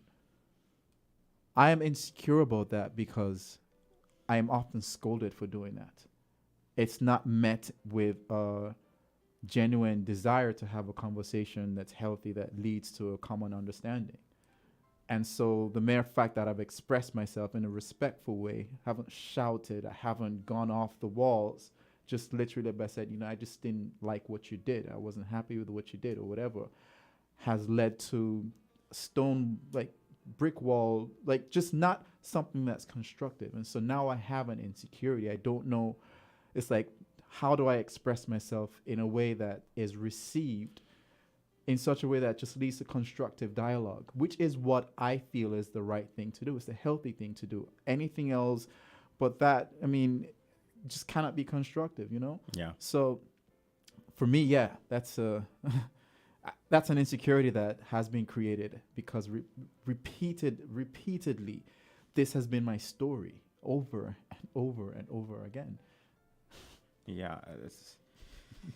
What is this? The kissing frog analogy? We're flipping it today, right? All right. So, Lady X continues. Well, this is interesting. This part is really interesting to me. She said, women want a, quote, whatever you want to do, babes man. I never knew that. I thought that presented some problems. But, she said, women want a whatever you want to do, babes man. But a woman will test the waters to see how far you are willing to take that statement. So no, sometimes it's a good thing. There's a lot of love in the word no. Yeah, she says if you could never put your foot down, and this is a huge turnoff, because then it's like you cannot stand up to me, then you cannot stand up for me. All right, I'm going to leave it there. That's through the words of a woman. Yeah. All right, you have some more.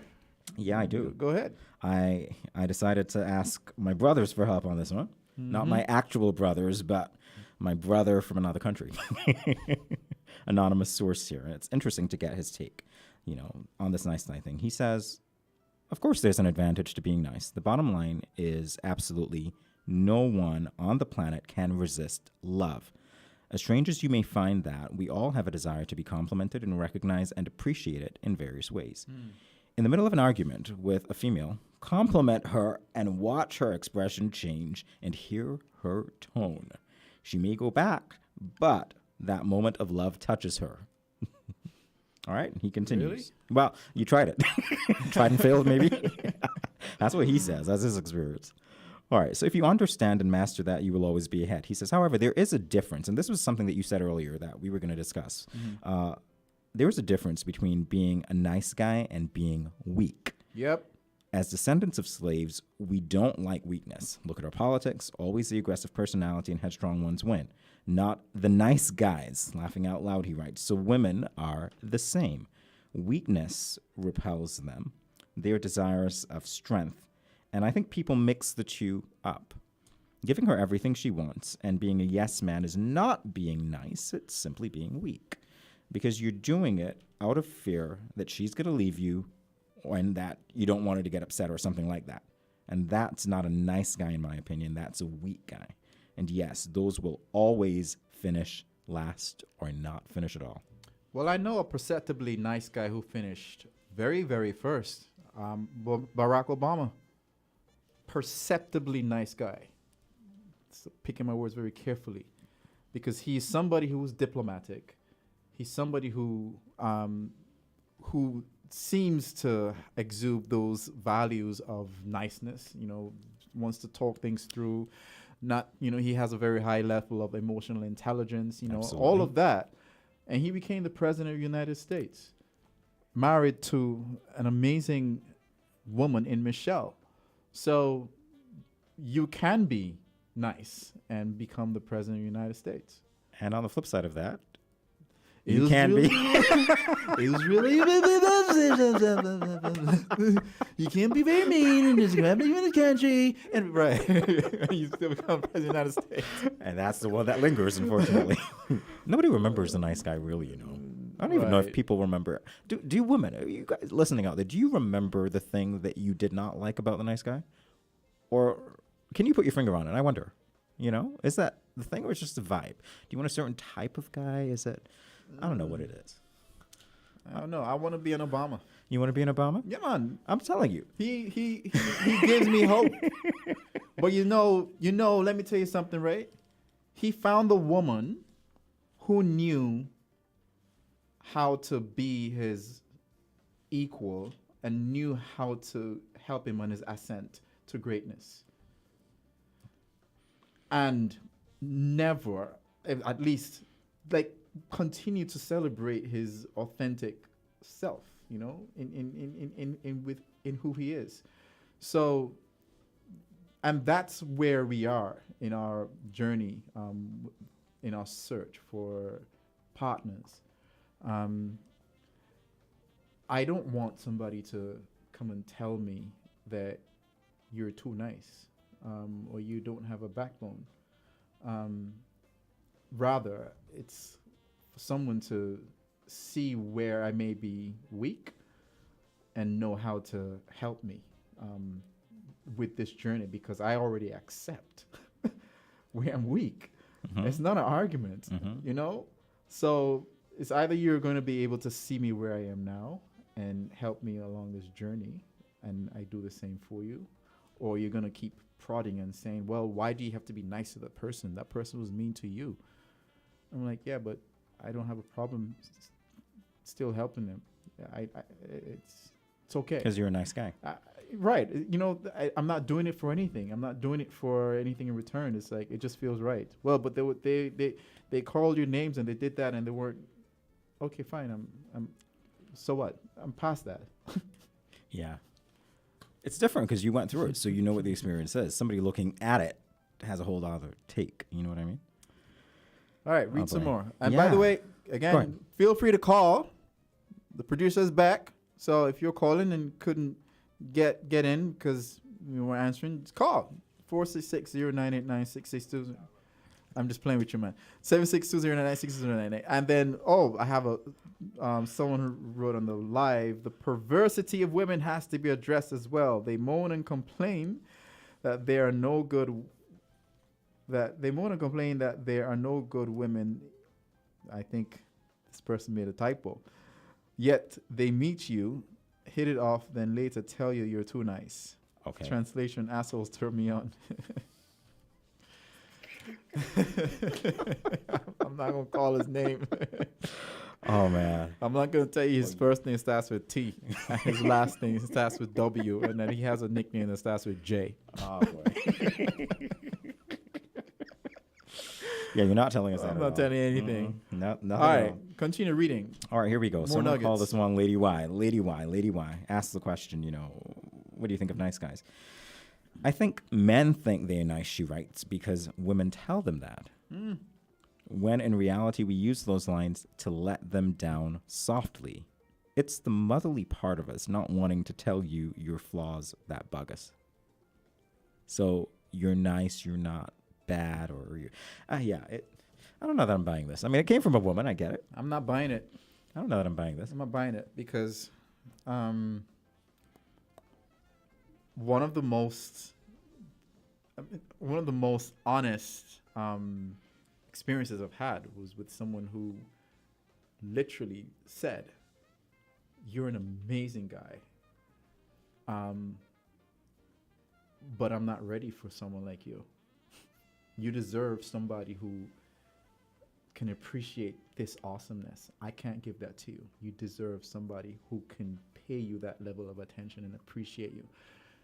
That made her more desirable, by the way. Absolutely. It would. That, because I desire to be with somebody who can honestly express themselves in a way that doesn't leave me questioning what they're really trying to say.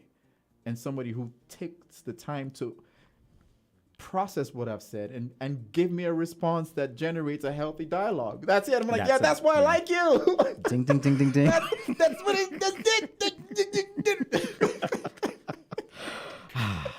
Oh my gosh. But Why is that so rare? Why is that so rare? I don't know, man. I don't know, but yeah. dude. Yeah, I think, we're sharing personally here. I would say my own look in the mirror says to me that I'm a nice guy, because there have been moments when, I've been talking to women and it's not going to lead to a serious relationship. We know that. But I tell them that up front. And then all of a sudden they're like, wow, I like that about you. I wish other people would be like that with me. The same thing that you said, but somewhat in the reverse. Yeah.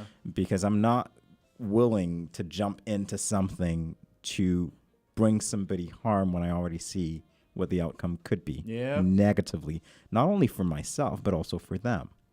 Does that make me a nice guy?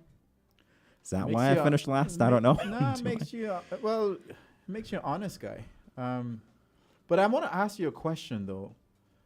Yeah, shoot. And have you been in a situation where you've chosen not to be in a relationship because a woman was nice? Have you? I mean, I know we're not going to touch on the nice girl, nice woman, nice lady point of view on this show. I'm hoping you ladies out there would want to have a follow-up to this and bring this to the discussion. But have you been in that circumstance where you've just, you know it's not going to work because they're nice? I'm just trying to make sure we're not being hypocrites. Got you. No, actually. No. And that's the thing as well, because when you mention nice has different connotations to me. When you said nice, you want to know what went off in my head? I know what went off in your head, man. What went off. Yeah, she nice. When a man says she nice, but she nice, man. yeah, she was nice. When a man says a woman's nice, it means different from when a woman says a man's nice. But you know what I'm talking about. So you haven't been in that situation where I've been. Yeah, and you've walked away. I walked away. Because she was nice. Yeah. Too nice for you found. Well, you just weren't ready because we heard that. No, it's not that. I knew exactly what I wanted. Like I said, we gravitate to what's familiar. And there's one thing that I can't deal with, and that's I can't deal with passive energy. I just can't deal with it. It's respectful, it's nice, there's no drama. And I don't want drama. I don't want anything that's not healthy for me. But there's a level of risk that I like in my life. I'm a risk taker. I'm a huge risk taker. Calculated risk taker, rather. There's a certain level of dynamism, or whatever that word is. Right. That I want to have. And, if I'm finding that our conversations are not stimulating me in that way, then I'm going to get bored. I'm not going to look forward to having a conversation with you. If we're not learning things together while we converse, I'm not going to look forward to conversing with you. And one of my biggest needs is the need to converse and have conversations that are different every day, right? And so in seeing that, I was like, nah, it's not going to work. So I had to walk away. I had to hurt someone because I could see this was not going to work. Ouch. Yeah. So. Yeah. But you did the good thing. I mean, you ripped the plaster off, right? Yeah, we good. Okay. We good. It was the right thing. Yeah, it was. Sometimes painful, but it is the right thing. You're making me think, this is the thing, because I'm like, and listening to you, I'm like, well, what do I want?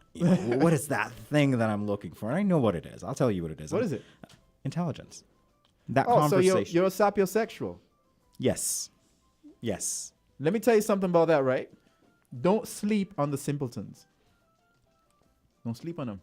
Why? I used to be of that train of thought, and I may sound like I'm contradicting myself now. I want that level of intellectual stimulation. But you got to be more than that. Yeah.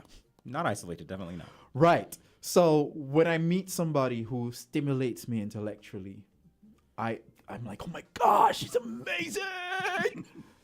But that's the epitome of the grass being greener on the other side. Until you start to realize, okay, is it just grass you have? King, no fruit trees, no bananas, no oranges, just grass. I don't want to eat grass.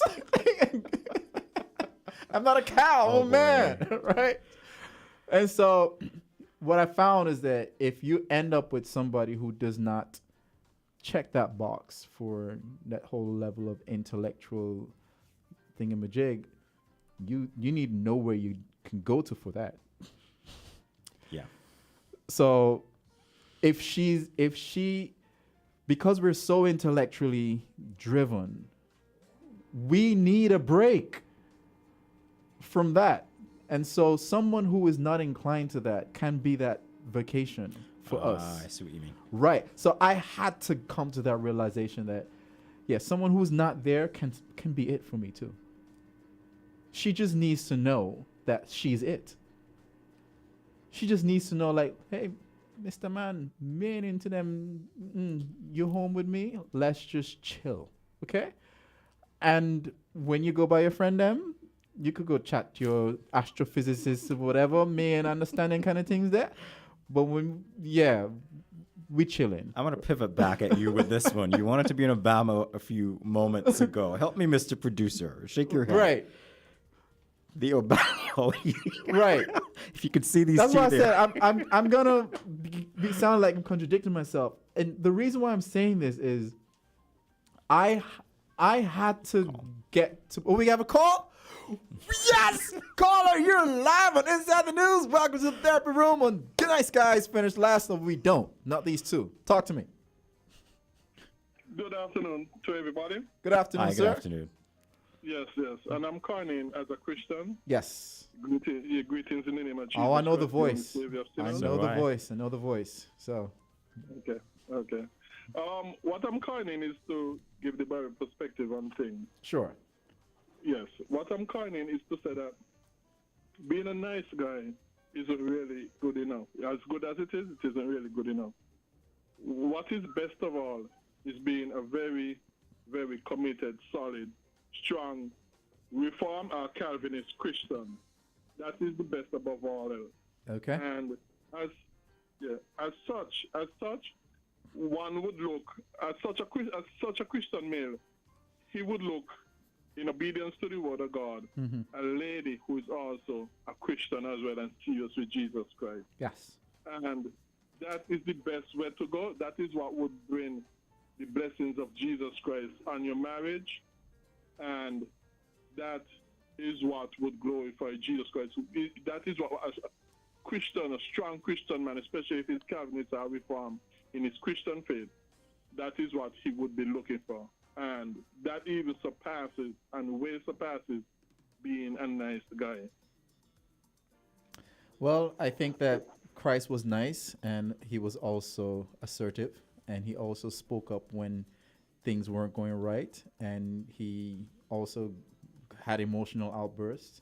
And so to be Christ-like means to be Christian. And so, yeah, I wholeheartedly agree with where you're coming from in that regard. So, yeah.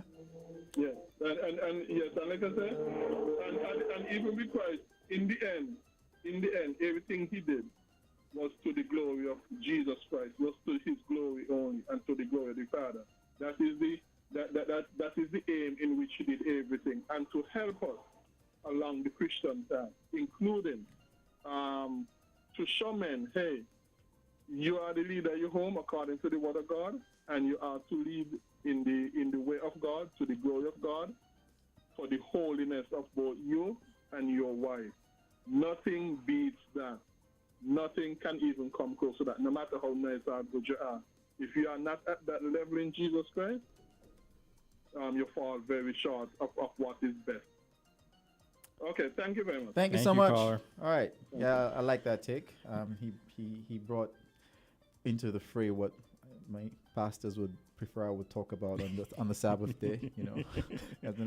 Well, they call me, sometimes people call me a bad Adventist, but that's for another day. Oh boy, it is for another But day. I'm here doing the work of God because this is good. And it's good to do good on the Sabbath. But here's one of the things that I took away that I think if I could apply what that caller mentioned on a more general level, the concept of being equally yoked. Yep, I was going there. With someone. So what he was saying could pertain to people who are not in the church, but people who are sharing of certain core values. Yes. Right. That's interesting. Well, thank you. We got a call, so that's good. So we were going to continue on our journey here. So, is there hope, or where's the hope for the stereotypical nice guy? Where does it lie? Is it in us, or is it in the people that we choose to have around us? Ooh. Ooh. Let's get deep now. Yeah, it's got to be in us. Because if you're choosing to have bad people around you or people who don't see your worth, it's not going to do you any good. And at a certain point, you're going to have to realize that no matter how nice you are, what's being reciprocated doesn't make you feel good. You know when you feel accepted. You know when you're getting nurtured. You know when... The N word. I love it. Nurtured. But you do. You know that. You know when you... Let me go back to it. You know when you get nurtured. And you know when you're not. Say that again. Nurtured. Nurtured. That word is sticking out like a sore wound right now. Nurture. Men need nurturing. No matter how misogynistic or macho or how masculine, whatever, at the end of the day, we need some degree of nurturing. And that's why there's that stereotype about, a man, when he's sick, he's just laid up in the bed or curled up. And, women, when I've been sick, I mean, it's been a while since I've had a nurse take care of me. But it would be nice. There's a degree of nurture that we need, but not just from that physical side, but from our mental, from our emotional, from our spiritual side. And to have that present, I don't think you need anything else more than that, Yeah, I think nurturing is important. Absolutely, because it speaks to being taken care of. It speaks to growth, somewhat symbiotic relationship. Let's call it that. You're getting, you're giving, you're growing together. It's not that the relationship is stifling either one of you, but you're growing together. You're thriving because of it. And that's the thing. It's like, I don't know. Nice guys, do we finish last? Because that's the question here. Do we finish last? Or is it that when our time comes, it seems as though we are last to finish? You know what I mean? We were having this discussion with a mutual friend. I told you what that mutual friend said. Am I free to share her comments? Oh, go share them. All right, share them because I told her to call in and she ain't called yet. Well, she might call after this. All right. So she was saying it's not that women don't want a nice guy. She said it's by the time they get to the phase when they realize that they want a nice guy, the nice guys are like, but I'm not ready. But I'm not ready. And so what do? No, they go for the jerk? Well, that's the question I didn't ask. I forgot to ask that. Very important question. Or do they wait for him to be ready, knowing that he might never be ready? I don't know. Whoa. But that's next week, isn't it? Yeah. But let me ask a question to that question then. What makes them feel like they're not ready? What do you think makes us nice guys feel they're not ready? And I'm going to answer that question. It's not that we're not ready. We're just not ready for you. That's it. For 100. you. 100. For whatever it is and whoever that you are. We're not ready for you. If somebody else who was in a different space or with a different dynamic came along, then you may see and experience a different response. But at that time, there may be something that we know that maybe you may be prone to tickling certain insecurities because of what we've dealt with. And so for me, if an alpha comes into my space now, an alpha woman comes into my space now and wants to be in a relationship, and I see on her social media displaying that level of I can't say, there's a level of liberty in speaking your mind and not caring about what people say or feel. But I know if you do that with me, you're going to hurt me. then I'm going to say, well, you're great, you're successful, you have all this about you, but yeah, I can't handle that. Okay? Because of where I am in my journey. You know, and if you're willing to sit down and let's talk about your propensity to just not care about how people feel about what you may say, then we can start there. But if you feel this is who you are, then you are going to hurt me. I'm seeing it. I'm telling you. But I love you now. But when you're comfortable with me, who are you? You revert to who you really are. And that individual is going to hurt me. Yeah. You know? Yeah. So when we say we're not ready, it's not ready for who you are. You. Right? So that's the way I look at it. No, that's the only way to look at it, to be honest. And the fact that you asked that question, you made me stop in my tracks, you know. Because I never thought about the question, and then I was forced to think in that moment. I'm like, but yeah, it's got to be the person. It's got to be that thing. You're not, it's already put it out there, but you're not the one. Right. So I want to ask this question now. How can being a nice guy result in a really healthy relationship? Given everything that we've spoken about, how can being a nice guy result in being in a healthy relationship? Wow. This is the part where I stop and think again, isn't it? Yeah. Let's see. After we've talked about all the negative things, some of the positive things too. Mm-hmm. All right. You're asking me for my opinion? Yeah, man. Yeah. Okay, great.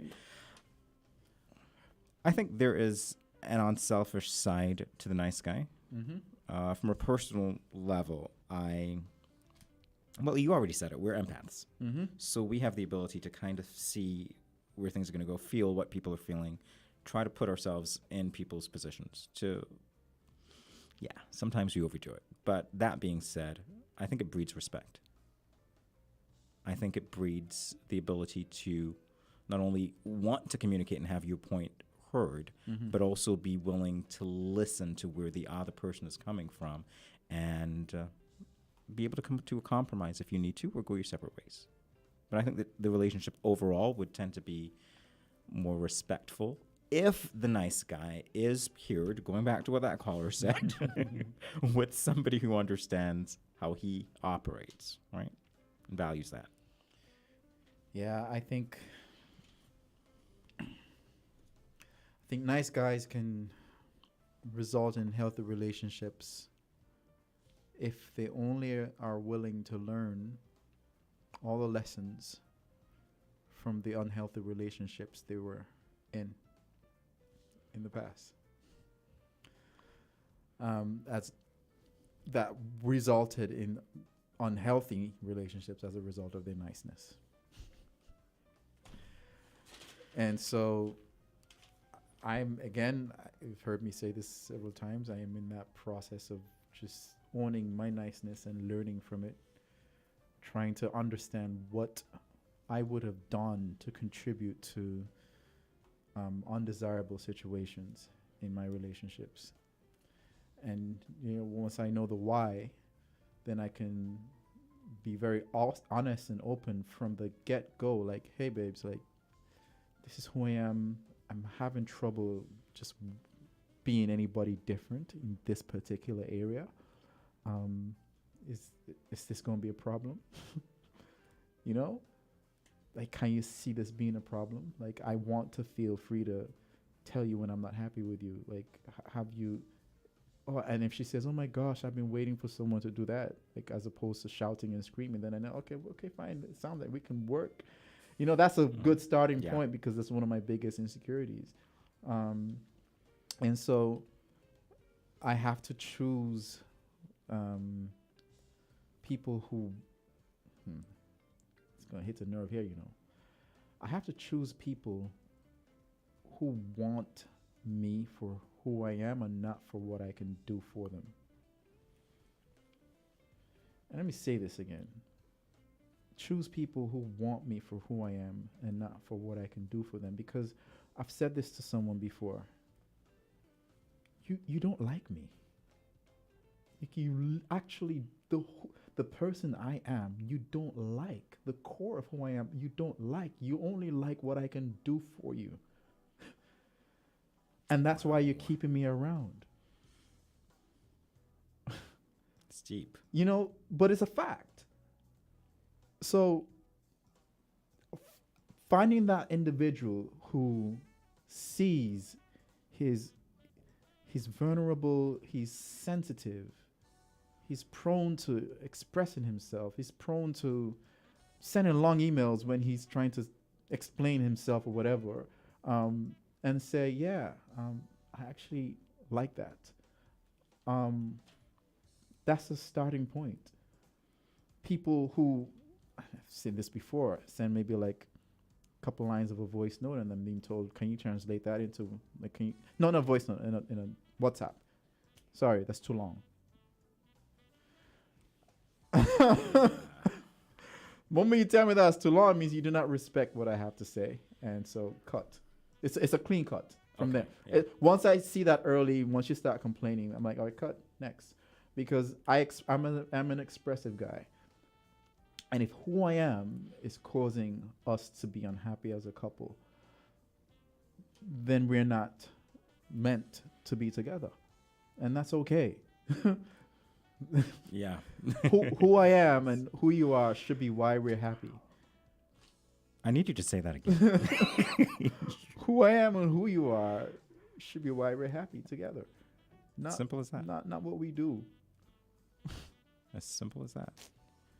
Man. You reminded me of something that I got in this post. I was reading some of the messages before. Go ahead. And one of the things it says, and it's going to be controversial, so perhaps we like controversy today. That's fine. All right. So Lady X again, she continues. She completed her thought with this. She says, quote, I find more often than not that the nice guy scenario plays out where there is a big age gap between the parties.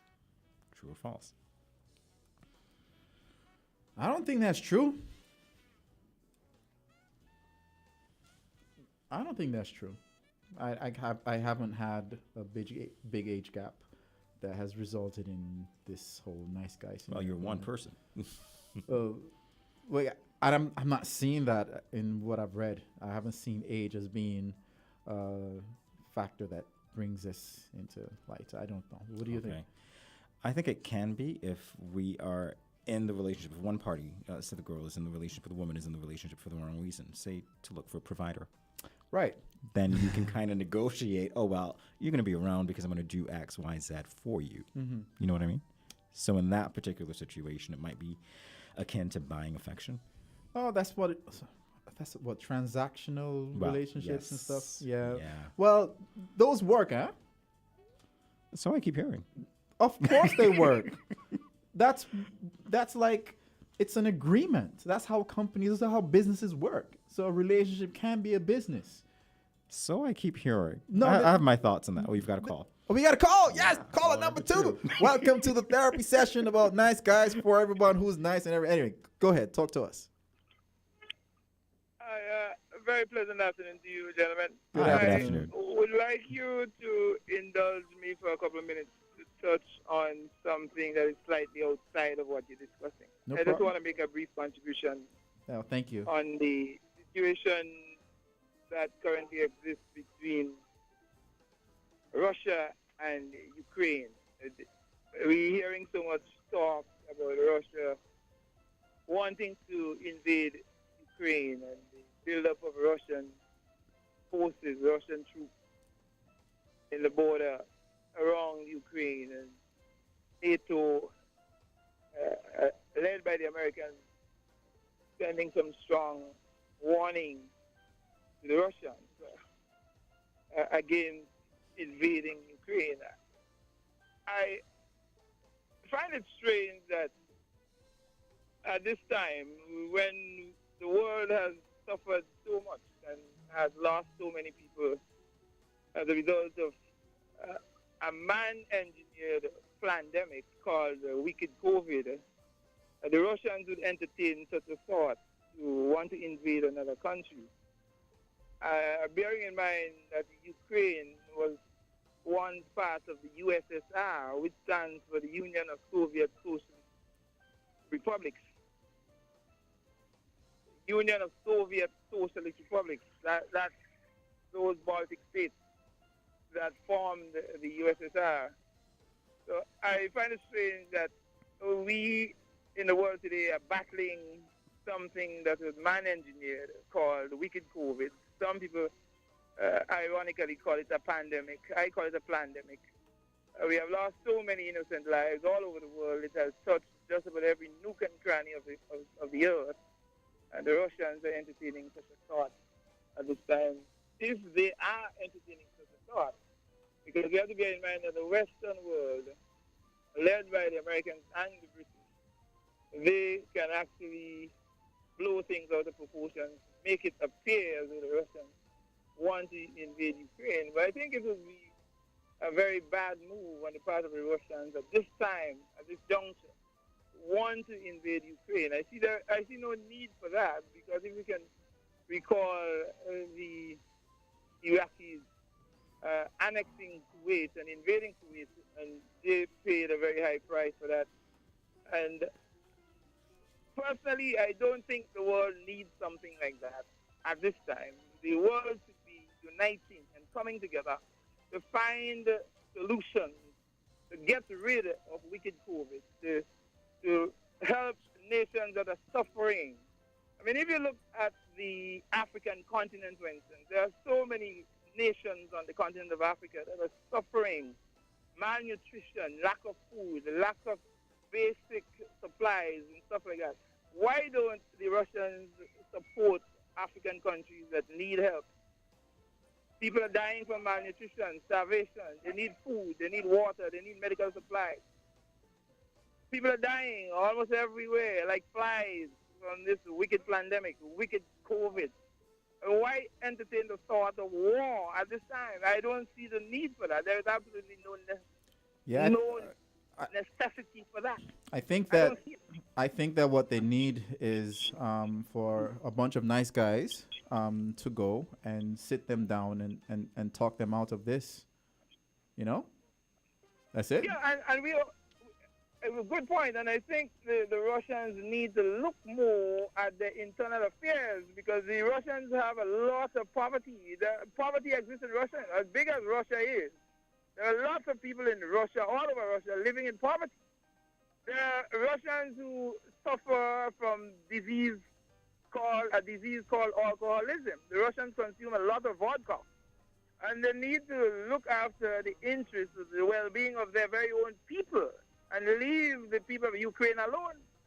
And I don't believe that the rest of the world would stand by and allow Russia to invade Ukraine, because history will not forgive the rest of the world if they do that. So I see that as utter nonsense. The Russians need to behave and look at their own personal affairs and look after the well-being of their people, look after the health care of the people. People suffering with the disease, as I said, called alcoholism, over-consuming vodka and all kinds of alcohol. They need to look at their internal affairs and leave other nations alone. I don't see need for that. Awesome. That is my view on that. Thank you so much. And what I'm Yeah, gathering man, God bless. from what he's just said is that the world needs more nice guys to be presidents of these countries, and we would not have the wars and the threats of wars. So, Barack Obama, if you have some clones, set them out. All right. A million Barack Obamas heading over to the border, right? All right. So, yeah, we were on a roll here, and, you know, we have about 8 more minutes. Wow, it's going by very quickly. All right. So, you had an article. We have another call. Oh, callers, number 3. No. Call back. Call back. Please call again. All right. But you had a good take on women liking nice guys. Apparently. Yes. That's what we're going to end the show on a high note. It's not all doom and gloom for us. There's hope. There's hope. Okay, caller, go ahead. You're live in the therapy session for nice guys. What's up? I hope it's a woman. Good afternoon. Good afternoon, Africa. Hi, Anointed. How you doing, sir? How would I miss a conversation with you? Always entertaining. Thank you. Always a good dialogue. Thank you. Someone just hit the nail on the head as to where I was going, you know. Mm-hmm. You know? I hope it's not All Russia of these because there's influential about guys, to all be a of these war. nice I guys, hope it's not Russia. all of these right? influential people, predominantly, really, the first impression of all of these guys, all of these people, male, is nice. They were nice guys. You look at Mr. Putin. Aren't you see him nice? Yeah. So yeah, the age has passed when the nice guys had their turn. And here comes the age of the woman, the feminine era has dawned on us. Yet we are holding on to the residues, the vestiges of something that has already passed us. If one was to really glean the history of Europe, including Russia, you would see that they had their little qualms, you know, from a long time. But there was a period of calm when they decided, hey guys, why should we fight over trinkets? And there's a whole continent to be exploited. And as a result of that, they accumulated wealth and the wherewithal, the material to make these destructive weapons, nuclear weapons. And so, here are they, pointing these weapons at each other and saying, look, I know I'm going to be taken out, but I'm going to try to take out as much as I can before I go. As opposed to the last caller that said that, look at Africa, they're starving. In 1884-85, they decided to carve up the continent and take the spoils. And they lump you and I, if you're from the Yoruba, or you're from the East. Ebe, No. or you're from I'm from the East. you side. name it. Those, hello?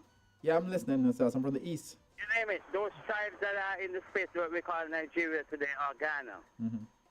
You would find that not all tribal people would have had agree on the same, you know, morals. They would have had their own lifestyle, their own culture. And hey, they were lumped together for because of external forces. And as a result today, that's the Africa we have. So yeah, gone are the era of the nice guys. We are calling for the nice women, like Mayor Motley and others. That's just my take on the whole thing about Russia, and the whole world is clamoring over Russia. Not that we don't want those nations to live in peace, but you know what? There is something that internally one can implore on themselves. Not wishing it, but when they build up their armament that no small nation could advise them, there is an implorement from the inside. And it seems like this is what is on the European space for now. Let's hope we can avert it in our little way and bring about peace to humanity. Because in our nuclear war will cause, no life form would be able to thrive there for thousands of years. Yeah, I don't think that's going to happen. And we don't want that. Thanks for listening. Thank you so much. I know the caller. He's been there for me a lot of times when I wasn't driving. So thank you for calling and contributing to the show. We got 4 more minutes. We got to end on a high note, though. So talk about how the women who actually said they want, the traits that they have already said that they want in nice guys. Oh, yeah. So this comes from an article written by Jane Harkness.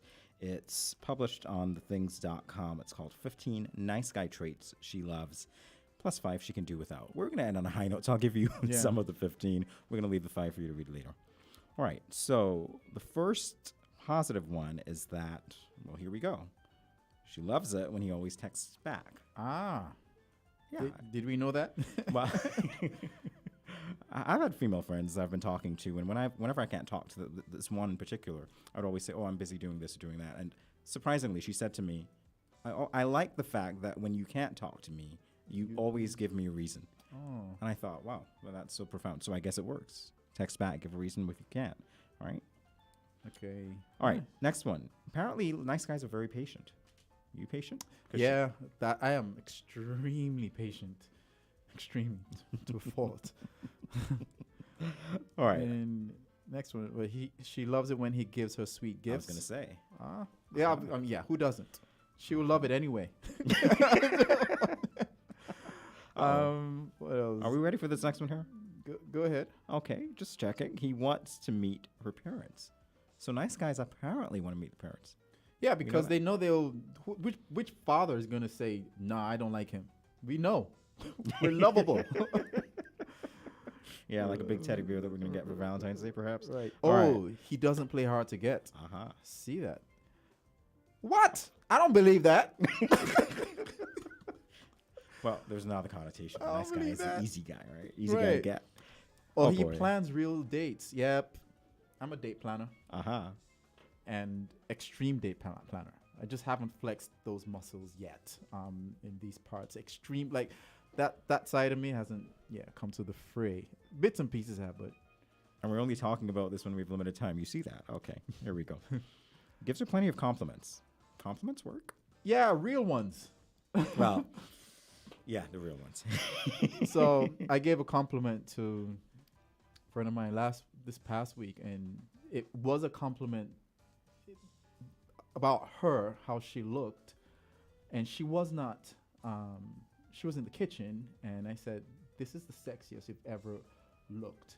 She was cooking, and she was taking command of the kitchen and everything. And I just looked. I was like, she wasn't wearing anything out. It was like PJs and I just looked, and I said, "This is the sexiest you've ever looked to me ever."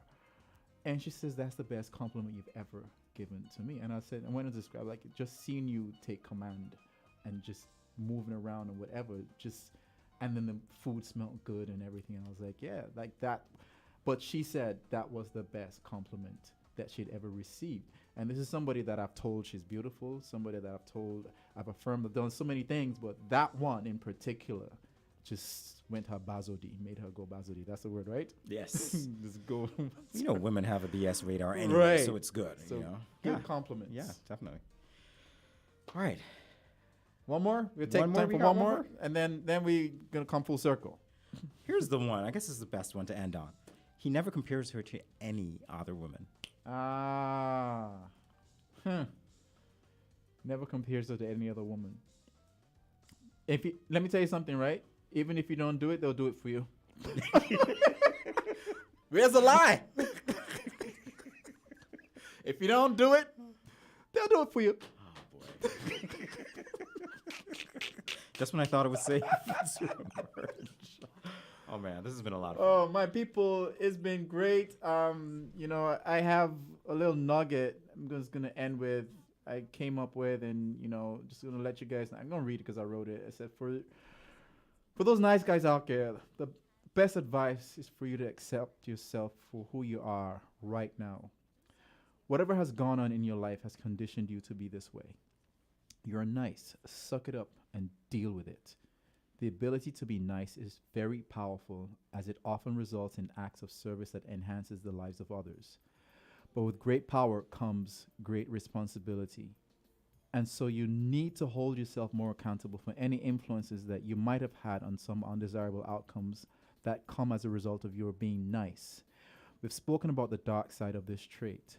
The ones that stood out to you are the ones that stood out to you the most are the ones that you need to be conscious of. And even though they may be difficult to work on, at the very least, being able to be conscious of when they're happening leaves room for growth. And Jamie, you can take the last paragraph. Alrighty, as for those dealing with a nice guy and having some of the problems we already outlined, we'll say this much.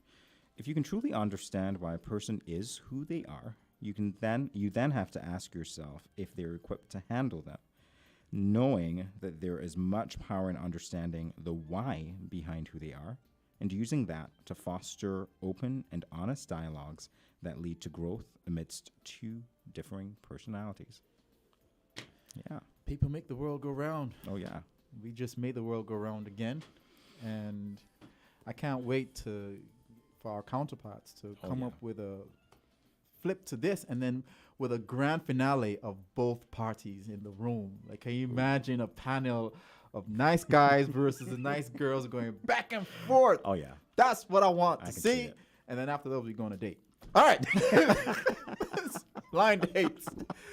All right. So that's it. thank you. I'm irked that no females called in to give their takes, but it's okay. Now you know. Yeah. We are an options too. All right, that's it. Thank you. And wait, by the way, this is going to be rerun next tomorrow. I think at 12 noon. And so you're going to hear my voice from 12 until I think 2 o'clock. And then after that at 2 or 3 o'clock, at 2 o'clock, you're going to hear my voice again. Only Good News rerun. So 2 reruns, you're going to hear my voice for like 3 hours on Sunday. Man, they're going to be loving you on Sunday. So I think my guest this week was Nikira Nichols, and that was an amazing interview. I serenaded her. I did a whole fanfare with a trumpet and everything to come. So yeah, if you missed that show, tune in tomorrow from 12 until hear everything we spoke about today. If you missed it, all right. Take care. It's been fun. All right, bye.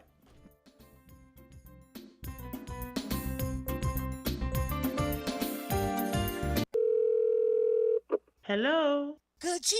What's up, girl? Talk to me. You know I'm working hard.